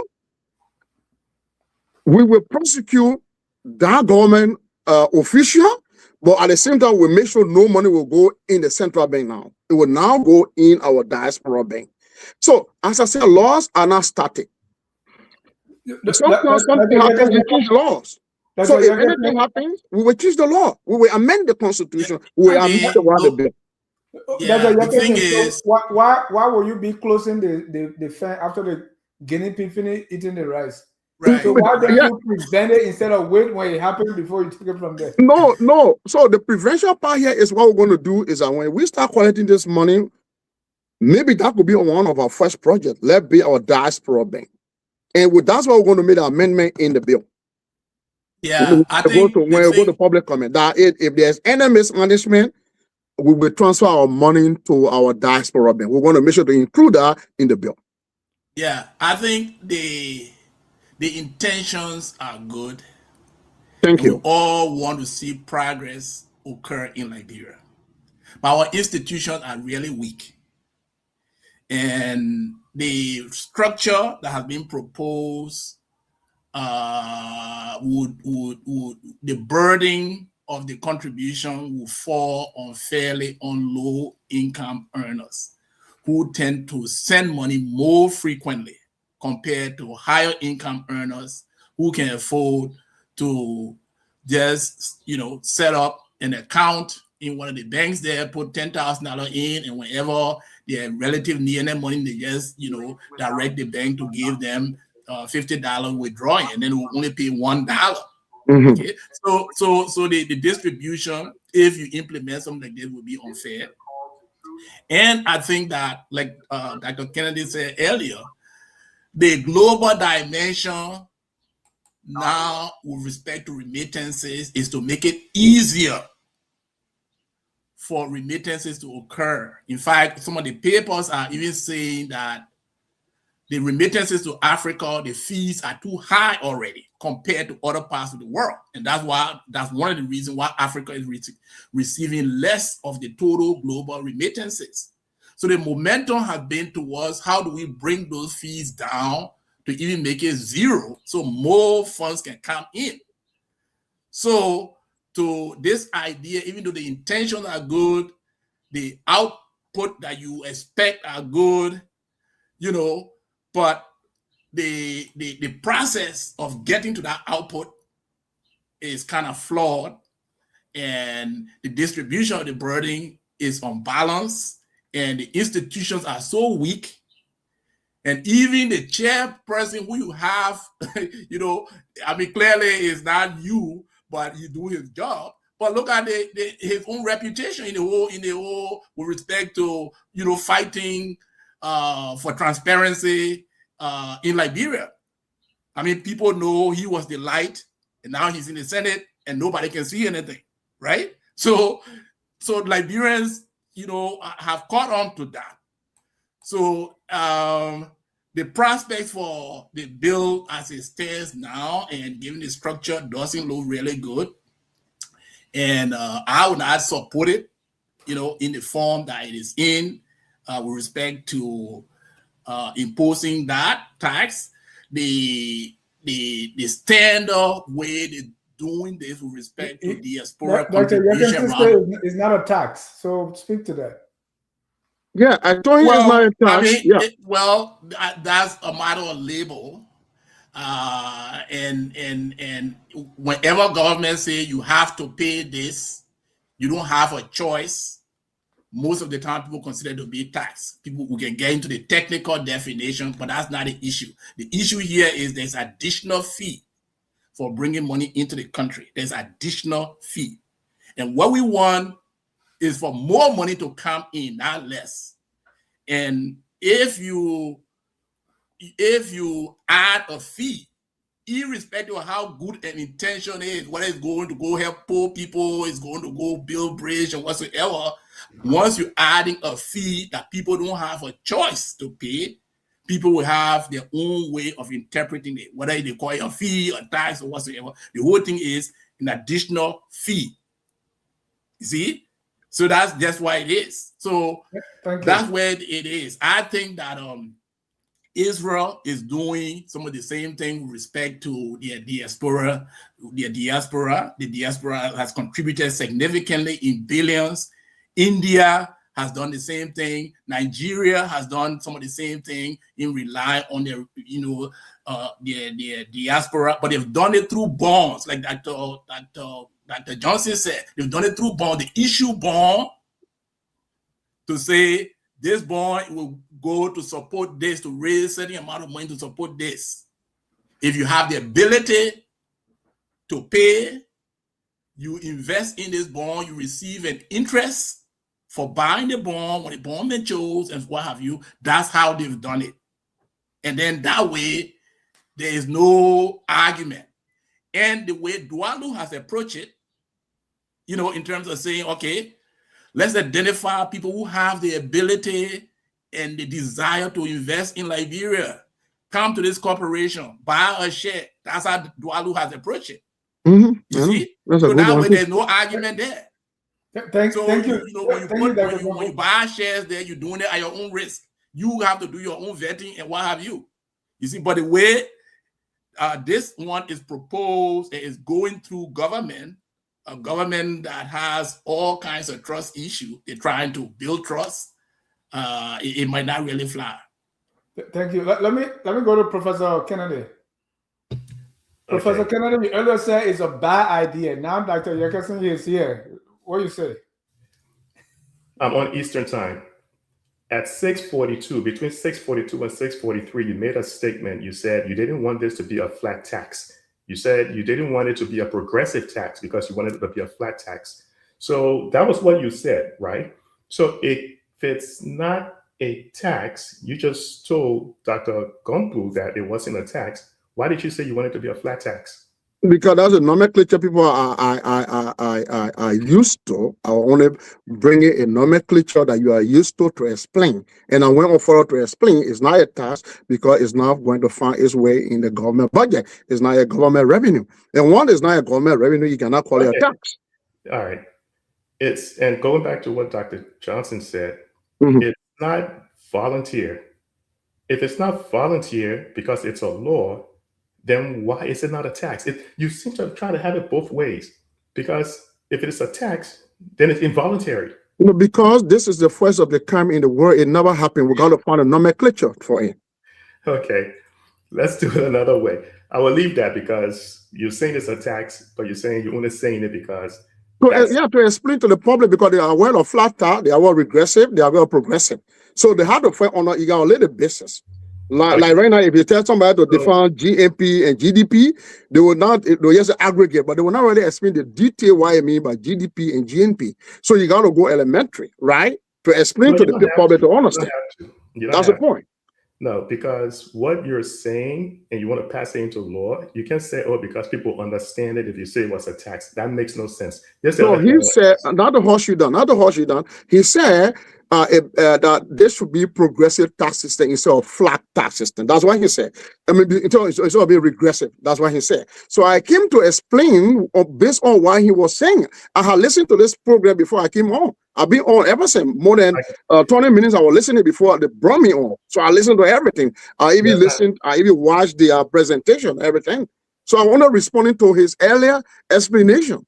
But to be able to understand it is not a tax, it is a patriotic trust fund because we love Liberia. We want to help to enhance government effort. Gotcha. The other thing is central banks. What is the ECB, the Fed? They do not provide direct banking services to nonprofit organizations. I know this. What's that? I said I know this. I think I want to law school in Liberia. So why would a nonprofit have an account at the central bank? How would that work? Are you looking to repeal or amend the Central Bank Act? How would a nonprofit have a bank account at the central bank?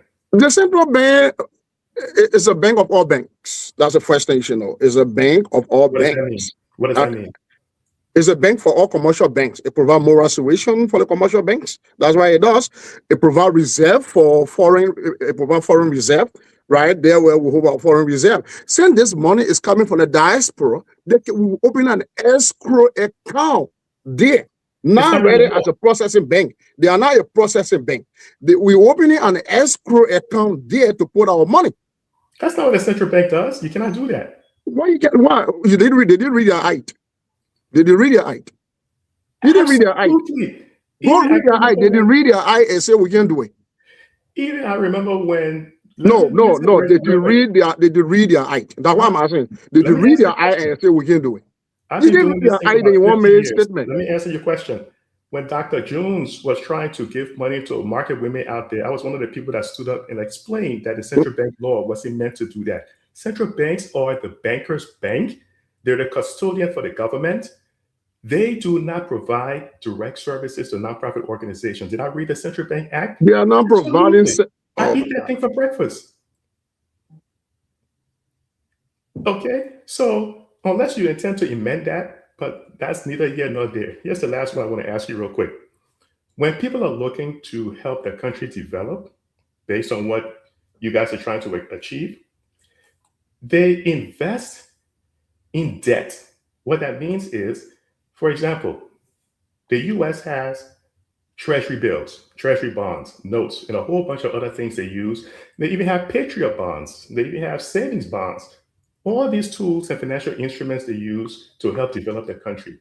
The central bank, if you go to the central bank's website, the central bank has treasury bills.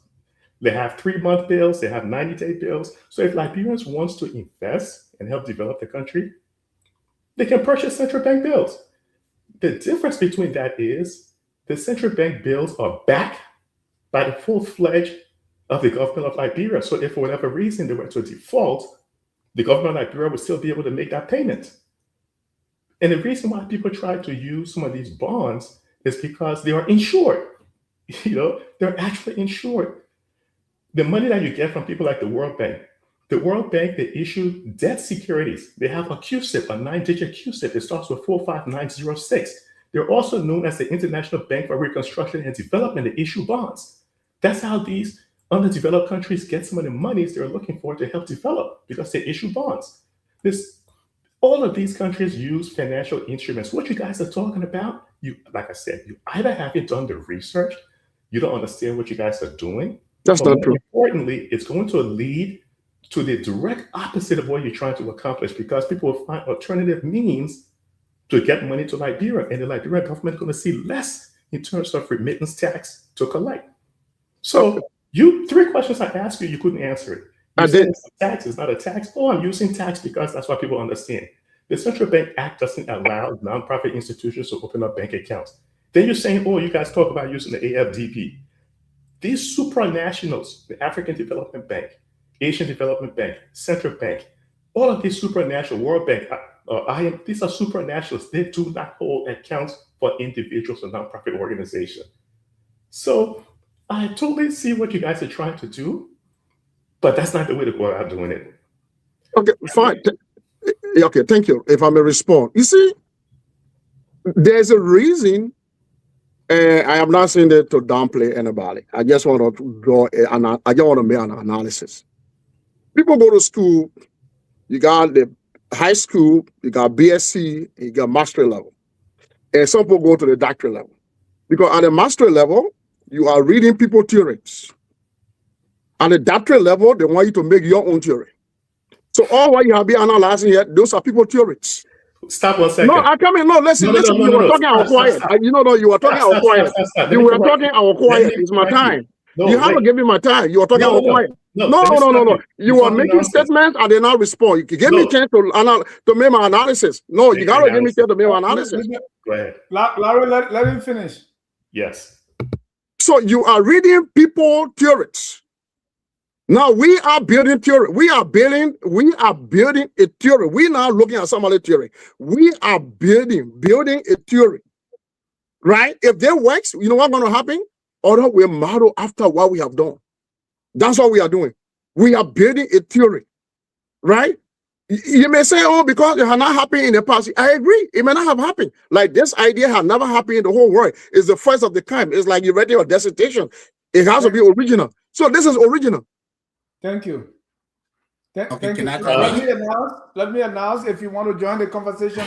We don't have much time left, but let me make it 605-313-6004. The code is 791-403#. We will be ending the broadcast in 15 minutes. All right. So let me unpack what you said. Yes, there are people out there who know things theoretically. By the time I was a teenager, I was working on Wall Street. By the time I hit my early 20s, I was vice president of one of the largest investment banks on Wall Street. I managed a team in New York, a team in London, a team in Delaware. Back in 1999, by the time JP Morgan, where I worked, JP Morgan Chase, by the time the Glass-Steagall Act was repealed, we merged with Chase. They sent me over to New York to help with a merger. By the time we merged with First USA and Bank One, they gave me an apartment in Chicago. They were flying me every week. Cars would come pick me up because I helped with the merger in that as well. By the time Lehman Brothers failed back in 2008, and when Bear Stearns failed, JP Morgan Chase got a call from the central bank, the Federal Reserve Bank. They called me and I would go over to New York. My signing authority at JP Morgan Chase was almost $1 billion, more than the budget of the government of Liberia. I don't deal in theories. I live this stuff. Today, I advise banks, major banks. I do data analytics. I do a lot of teaching in finance and economics. Not only do I know the theory, I lived this stuff from the time I was a teenager. So when you say I'm talking about somebody else's theory, you don't know who I am.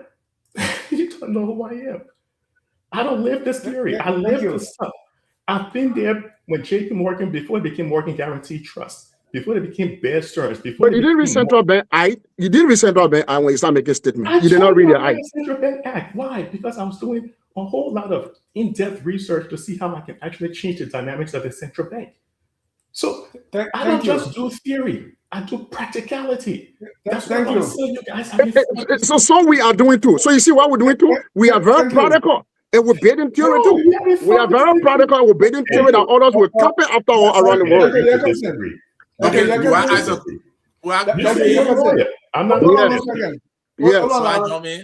Yes. Hold on, Dr. Gonpu. Dr. Yakasin, what you said was, this is the first, and you are open to ideas, right? You are. So get the ideas, right, and take it back to your group.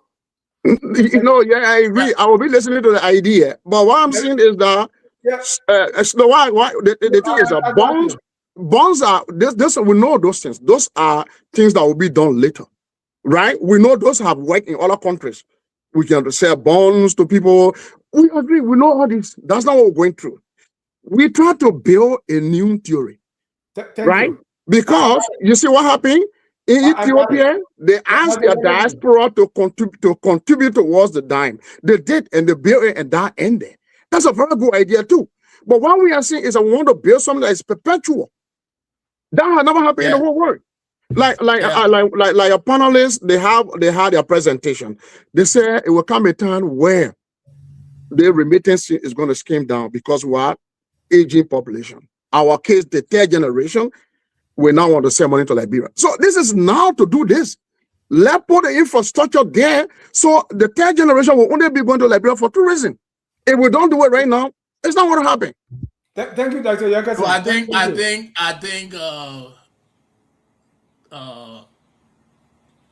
Mr. Yakasin or Councilor Yakasin, I know any councilor or attorney. Doctor. Oh, doctor also, I'm sorry. Okay, Dr. Yakasin. I think, we're all knowing Larry. Is it Larry? What's your name again? Larry. Okay, Larry, okay. Yeah, I think he's giving some good advice. And you're talking about building new theory. This is not how you build new theory. You just propose something and you have maybe majority in the room debate it and they say, let's run with it. And then, you're running with it. And I think maybe the senator and people in the legislature respect you. And so they think that you have done all the vetting of it, and then they're moving forward with it. Oh, yes, I did. But, okay, so you see, but look online. I mean, just ordinary Liberian, look at the response online. So there's overwhelming support for this bill. Overwhelming support. Overwhelming? Yeah, there's overwhelming support for this bill. Okay, overwhelming support. I've seen some posting online about it, and I've taken some time to go. Let him finish. We don't have much time left. Oh yeah, to go through the some of the reaction, what have you. I mean, there are so many things to consider. It's almost like you're thinking about giving an assignment to the central bank. That's how it looks, because this is not in their portfolio. What about the administrative cost of managing that account? Who's going to pay for what will be the administrative cost? Who's going to provide that, the cost to even manage the account until you get to the point of even moving the money out to go, do your something, to go do your development program that you are involved in. The issue of this will have a negative or an adverse impact on the flow of remittances to the country. I agree with it because, for example, I come from a village that is just near the Ivorian border. And if you make it difficult for me to send money to Liberia, it's very easy to send money to Cote d'Ivoire and people can just walk over and collect the money and I don't have to pay that fee. The same thing will happen to people in the north. The same thing will happen to people in the west, what have you. So, there are so many different dimensions of this. and it is not going to work out as easily as you think it is, because again, it's going to make it harder. And once you make it harder or more expensive for people to send money, they will, it will result in less inflows. I have one question for you. The other day, Trump imposed 3% tax on every remittance. Do you have any question about that? Have you have any qualm? Have there been any national debate to say we're not going to do it? Have Liberians come out to say we reject Trump imposition of 3% on every remittance? Question. What is your point? What is your point about that? No, I'm asking him. Yeah. No, okay. I don't want to prolong it. What is your point? So what I'm saying here is that every country has a means of developing laws, okay, of making laws. So Liberia can make this as a law. If you have issue, come suggest, but don't say, right, it's not a great idea, and you don't have alternative, better alternative. We want something. Right.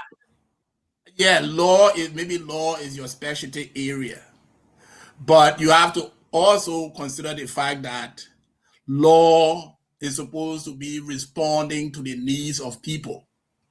So what about 3%? What about 3% Trump imposition? What happened to that? It's not a good idea. It's not a good idea. It's going. Yeah, have there been any demonstration in America that people say they're not paying it? Has there been any demonstration? No, it's not about the demonstration. Bad laws are bad laws. So you think that you have power to pass law, and therefore you're just going to pass a law, even though the law is going to have an adverse impact on the economy, adverse impact on people. Just because you have the power, then go and pass those laws. What about Ghana, where when you send money in US they give you CD? What about when you go to Cape Verde, you gotta use euro, you don't use US dollar? Is that a bad law? Dr. Gonpu, let me just correct him real quick. In February, the Supreme Court struck down Trump's authority to impose these tariffs. In addition to that, it was the tariffs that Trump imposed that led to the Great Depression that the US experienced, because what happens is other countries retaliate. It was a bad idea from Trump. I didn't say tariff. I said 3% on remittance. It's a tax. Tariffs. No. You speaking two things. You said tariff and you say, so we are not speaking about tariff. I did not mention tariff. I said 3% on remittance. That's what I say here. So the impact is similar. Whether it's a tariff, it's a tax, the impact is similar. The reason, you know why Trump imposed the 3%? It's the same reason thing. Trump is imposing the 3% is because he doesn't want people to send money out. He wants the money to stay here. So you impose 3% is going to have a negative impact on the amount people are sending out. No, I think he wants to generate more revenue for America. That's all he wants to do. He finding ways to generate revenue, and that's why he increased tariff. Simple as that. He wants to increase the revenue for America. Well, but that's what Trump is doing. Trump wants to increase the revenue, for America. You may go against it, but that is his intent, to increase revenue for America. If we had a conversation on the law, you would beat me flat out, because that's not my area. But if you want to come and start discussing finance and financial instrument, the fact that is also my area, because I have a PhD in that area. Oh, you do? Yeah, I do. I got two degrees, 2 doctorate degrees. I have a PhD in business administration. In business administration, we're emphasizing in project. Right. Let me ask you, how many years you spent working in a top 5 U.S. The question is not how much you work, it's about how much do I know. So ask your question, then I will respond. Now, how much did I work? That's one thing I tell my students. No, right? The question is not how much did I work, right? I work for myself most of the time. 1 second, sir. What you read in the textbook, that's not how it actually works on Wall Street. I can tell you that for a fact, because but Wall Street is a simple that bring the black businesses. So it's not fair.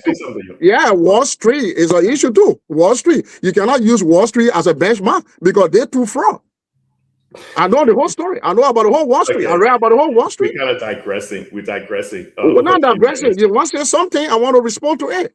No, but because I know your area better too. Let me tell you, I do know your area because I got PhD in our area.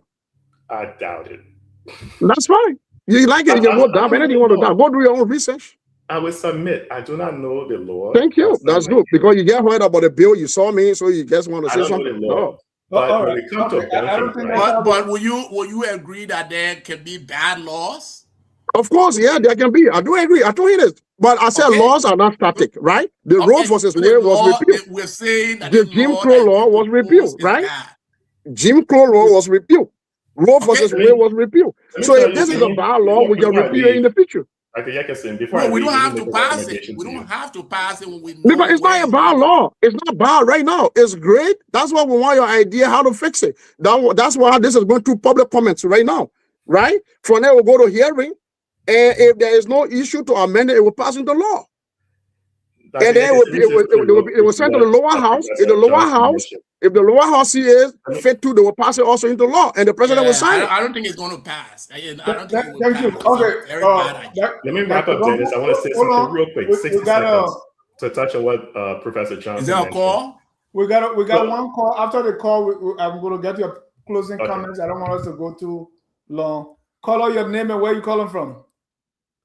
All right, so this is Gonpu. I'm calling from Pennsylvania. Go ahead, Gonpu. Dr. Prince, your question was on closing argument a few weeks ago.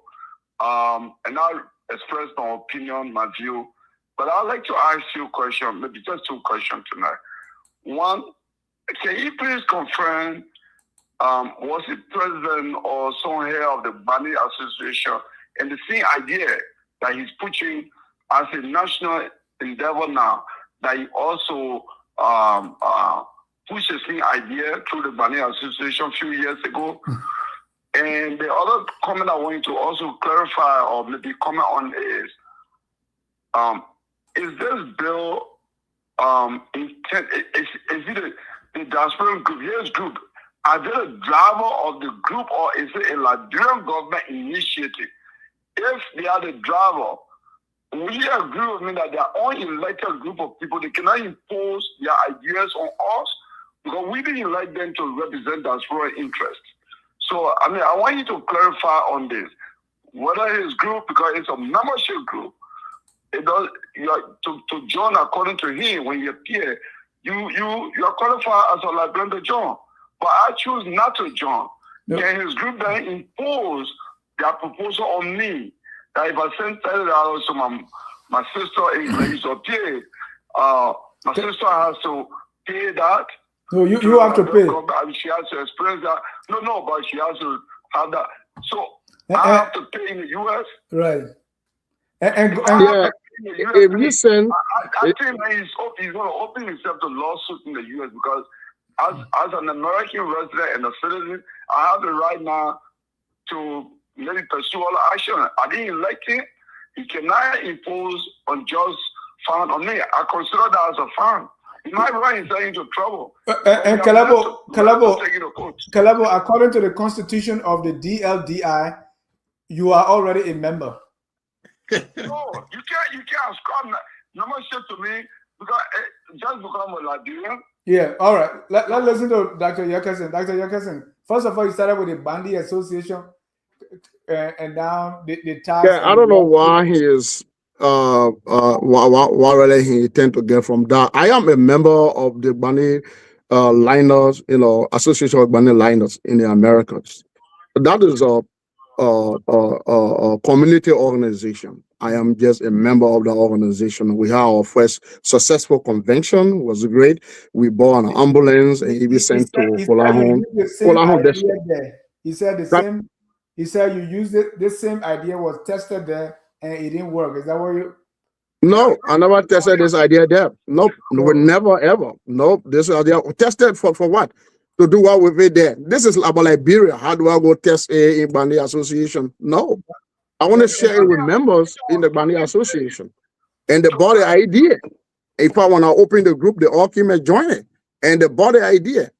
So I got no idea what he means. I saw it. This thing, when I had this idea, the first person I shared with was my wife. I'll share with you, Dennis. All right. Thank you, Mr. Kalabo. And then after 5 years, I brought it to the group, to everybody, and it's still open. No, so it has not passed into law, right? This is a bill. It's going to go to public hearing. I invite all of you to come on board. come with your suggestion. Dr. Let's vote on it. They are giving you the suggestion and you are No, I want to come to the meeting. Now they public thing because it's that they don't read it. Let come read the bill first. Read the bill, read our constitution, come to our meeting. They read the bill. I've read the bill. No, you read the bill that job. But I'm saying is that the gentlemen in there, the three gentlemen have not read the bill. They need to read the bill, understand what the bill says. No, come I to read our the bill. meeting with your suggestion. I read the bill. Larry, you never read the bill. Trust me. Yeah, you never read the bill. I read the bill. I read the whole bill. Right. You never read the bill, Larry. Because if you read the bill, why were you talking about central bank? And you read the provision about the central bank right in there. Why I said the amendment is there. You did not read the bill. Thank you. If you read the bill, you, with understanding, you will not have read the issue that you raised here. Thank you. But Dr. Gonpu, we're about to close. I read it, man. I read it in its You did read. Oh yeah, you read it, but now with understanding. And I can help you understand it though. You can call me. Why are you being so defensive? I thought this was a proposal to help us. No, it's the person that be defensive. You cannot come and make. You sound defensive, like your mind is already made up. It must be done. No, that's not. No. The point is that he's saying something that is already in the eye that he did not understand. I'm trying to explain. He says it's not there. You see the point? They say I'm being defensive. I'm just explaining. What did I look at the response you gave. Hold on, gentlemen. We're about to close. We've gone over the 2 hours mark that I thought. So we'll go around the room and get your closing comment. Let me start with you, Dr. Yekesen, then Dr. Johnson, Dr. Professor Kennedy, and then Dr. Gonpu will be last. All right, thank you, Mr. Jha, for inviting me into your talk show. I want to thank your panelists for starting our research. It's a great one. Let the government of Liberia understands that our remittance is actually helping to develop that country, and they should take that research very seriously that they are doing. And I would like to help in the process. If there's any way I can contribute towards it, it's a very great research. Because the government of Liberia can actually look into this and determine, okay, this money is going towards this. How can we call it diaspora? Like, for example, I've been seeing the diaspora conference coming to the diaspora asking what to carry investment. So that research people will really be good for them too, But for DLDR, those in Liberia, I want you to understand that the law did not draft this bill independently. We drafted this bill and submitted it to Senator Jala. Senator Jala gave it to Delon, and Delon put this on the floor because that is a legislative duty. And this bill, this is not a tax. This $1 is not a tax by its definition. It is a patriotic trust fund, and this money will be there to help develop Liberia. It's not a tax because it's not a government revenue. It's not going to find its way in the government budget. And if government touches this money, we will make sure to sue the government. Anybody who touch this money will go to prison for 10 years. You will restitute the money, and you will pay a fine of $250,000. It's in the bill if it passes into law. So we are enjoining on the entire public in the diaspora and also the representatives and the senators to see reason to pass this law, to pass this bill into law. Call for public hearing. If there's a need for amendment, we are still doing consultation with all this argument we're having. It's part of the public comment. Thank you. All what we're doing is part of the public comment. It doesn't mean what we say is final. If there's a need for amendment, we can do amendment because our common denominator is Liberia. We want to help to develop Liberia, including the panelists in here. They all want to see Liberia develop. So if you listen to all this argument we're having, it is part of the process. It is part of the public comment.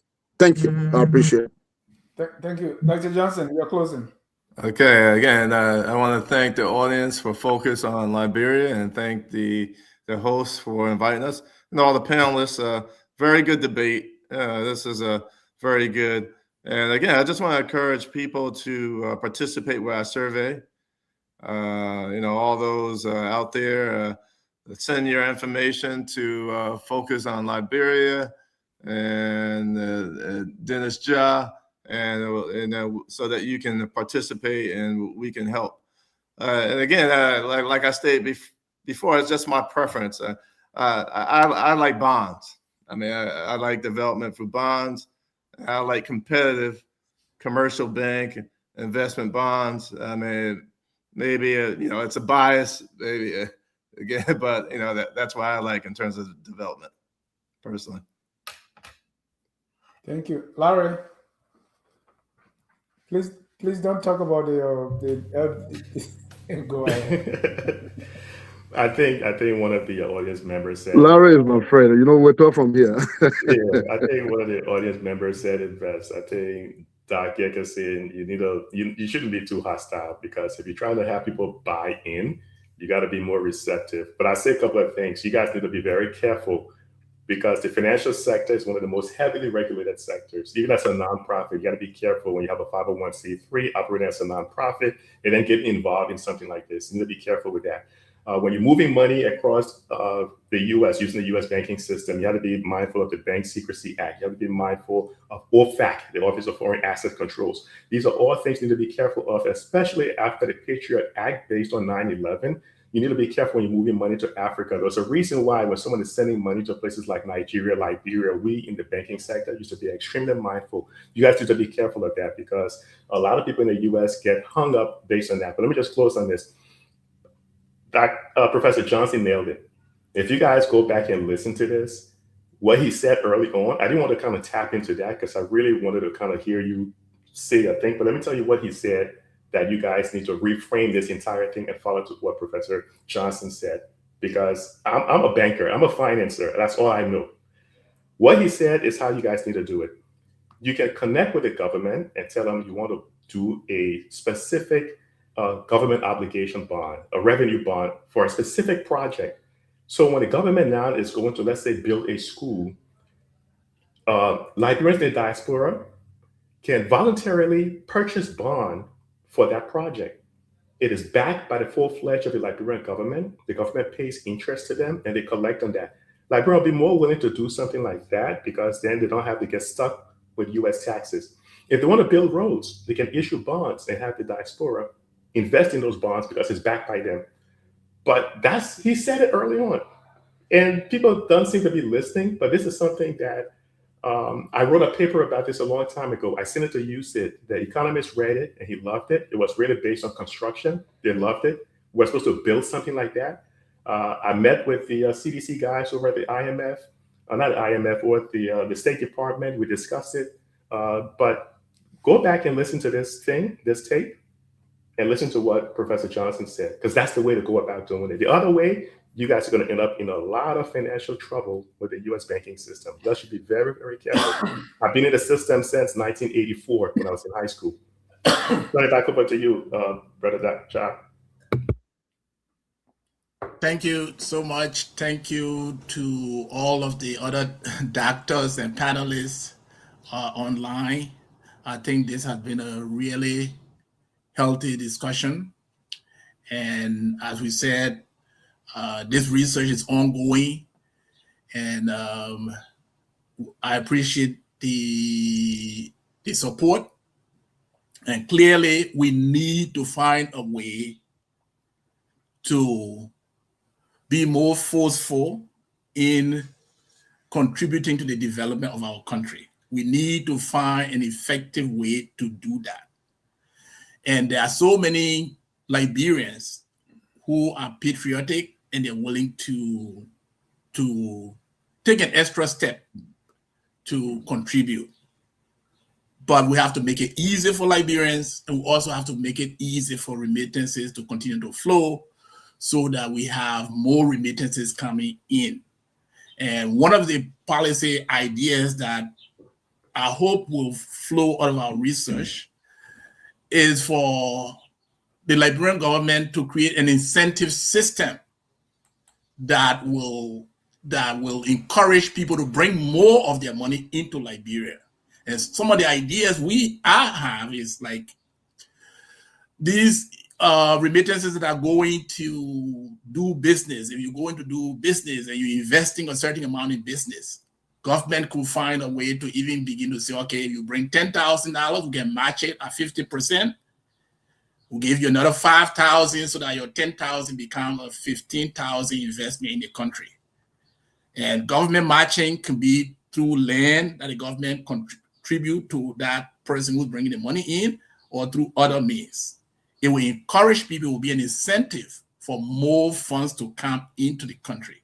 When that money gets in and invested, government can then now start generating revenue through some of the taxes and other activities that investment is going to be will create in the country. But this idea of imposing a fee, whether you call it a fee or you call it a patriotic fund or you call it a tax, I don't see how ordinary citizens will create the institutions that will ensure that government officials or financiers in Liberia who mismanage such a fund will be made. If somebody steals $1 billion in Liberia, how do you get that $1 billion back? You can send that person, oh yeah, send them to jail for 100 years. You're not going to get that money back. It's that same central bank that is involved with the prosecution of the former finance minister today. The $6.2 million or $6.1 million money that they transferred from there. And nobody can account for where that money has gone. It was supposed to be to help the security sector. All the security people testify that there was all the money, they didn't know where the money went. So that's an example right there. How are they going to get that money back? It's gone. So I would suggest that it's good that you say it's a work in progress. And just as Larry said, don't take it personally. Don't be too defensive about it because, again, our Liberian setting, if you behave as though, you have a personal interest in getting this done, and so no matter what, all you want to do is to pass the law, then you will not get a lot of input that you should be getting. And whether you call it a patriotic fund, there are other implications to it. People don't want to pay for, express their patriotism through participating in a particular funding process. So then what are you saying? What will be the implication for people who do not participate? Are they less patriotic? So there are a whole lot of stuff that is associated with this. So I hope we'll talk behind the scene after this. Yeah. This is an opportunity for us all to get connected and for us to continue to find ways to work together. Thank you. Thank you all for coming and participating and contributing. Thank you, Dennis. Thank you. The General Auditing Commission did an audit of the from 2008 to 2023, and what they found is 572 transactions from the central bank to what the government called covert operations. So of that money, covert operation cost 1 million or more, 33 times they went there. And the total from January 2018 to November 2023, the government of Liberia took 178 million for covert operation. We're talking about this from the central bank. Some days they went there like all week, they will go there 3 times and take money. So just like Dr. Gonpu is saying, with Liberia, the central bank, if they take the $3 billion we have there, what can we do? We say we'll wait for the next government to prosecute them, or we're going to build our own bank and take the zero amount or the $2 that's left there. If they go to court, we just saw what happened in the other court case. Only one person was accused of conspiracy. It's like that person conspired with himself. So all kinds of things are happening in Liberia. But tonight was a very good discussion. We started with, we examined one of the most important questions for Liberia economic future. That is, how should we harness the power of remittances? Remittances already sustain families, fund education, support small businesses, and inject millions in our economy. At the same time, the legislature is debating a bill that would deduct $1 from every remittance to create diaspora-led development fund. And so thank you to Dr. Johnson, Dr. Gonpu, Dr. Yekesen came with the LDF, the Diaspora Development Fund, and Professor Larry Kennedy. When he started on Wall Street, I was in 8th grade. Well, thank you.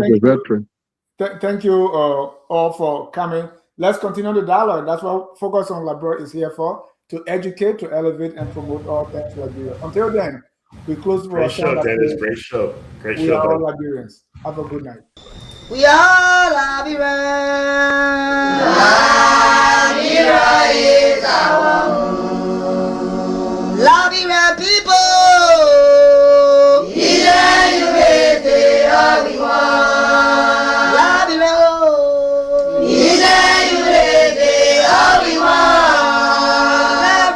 Liberia.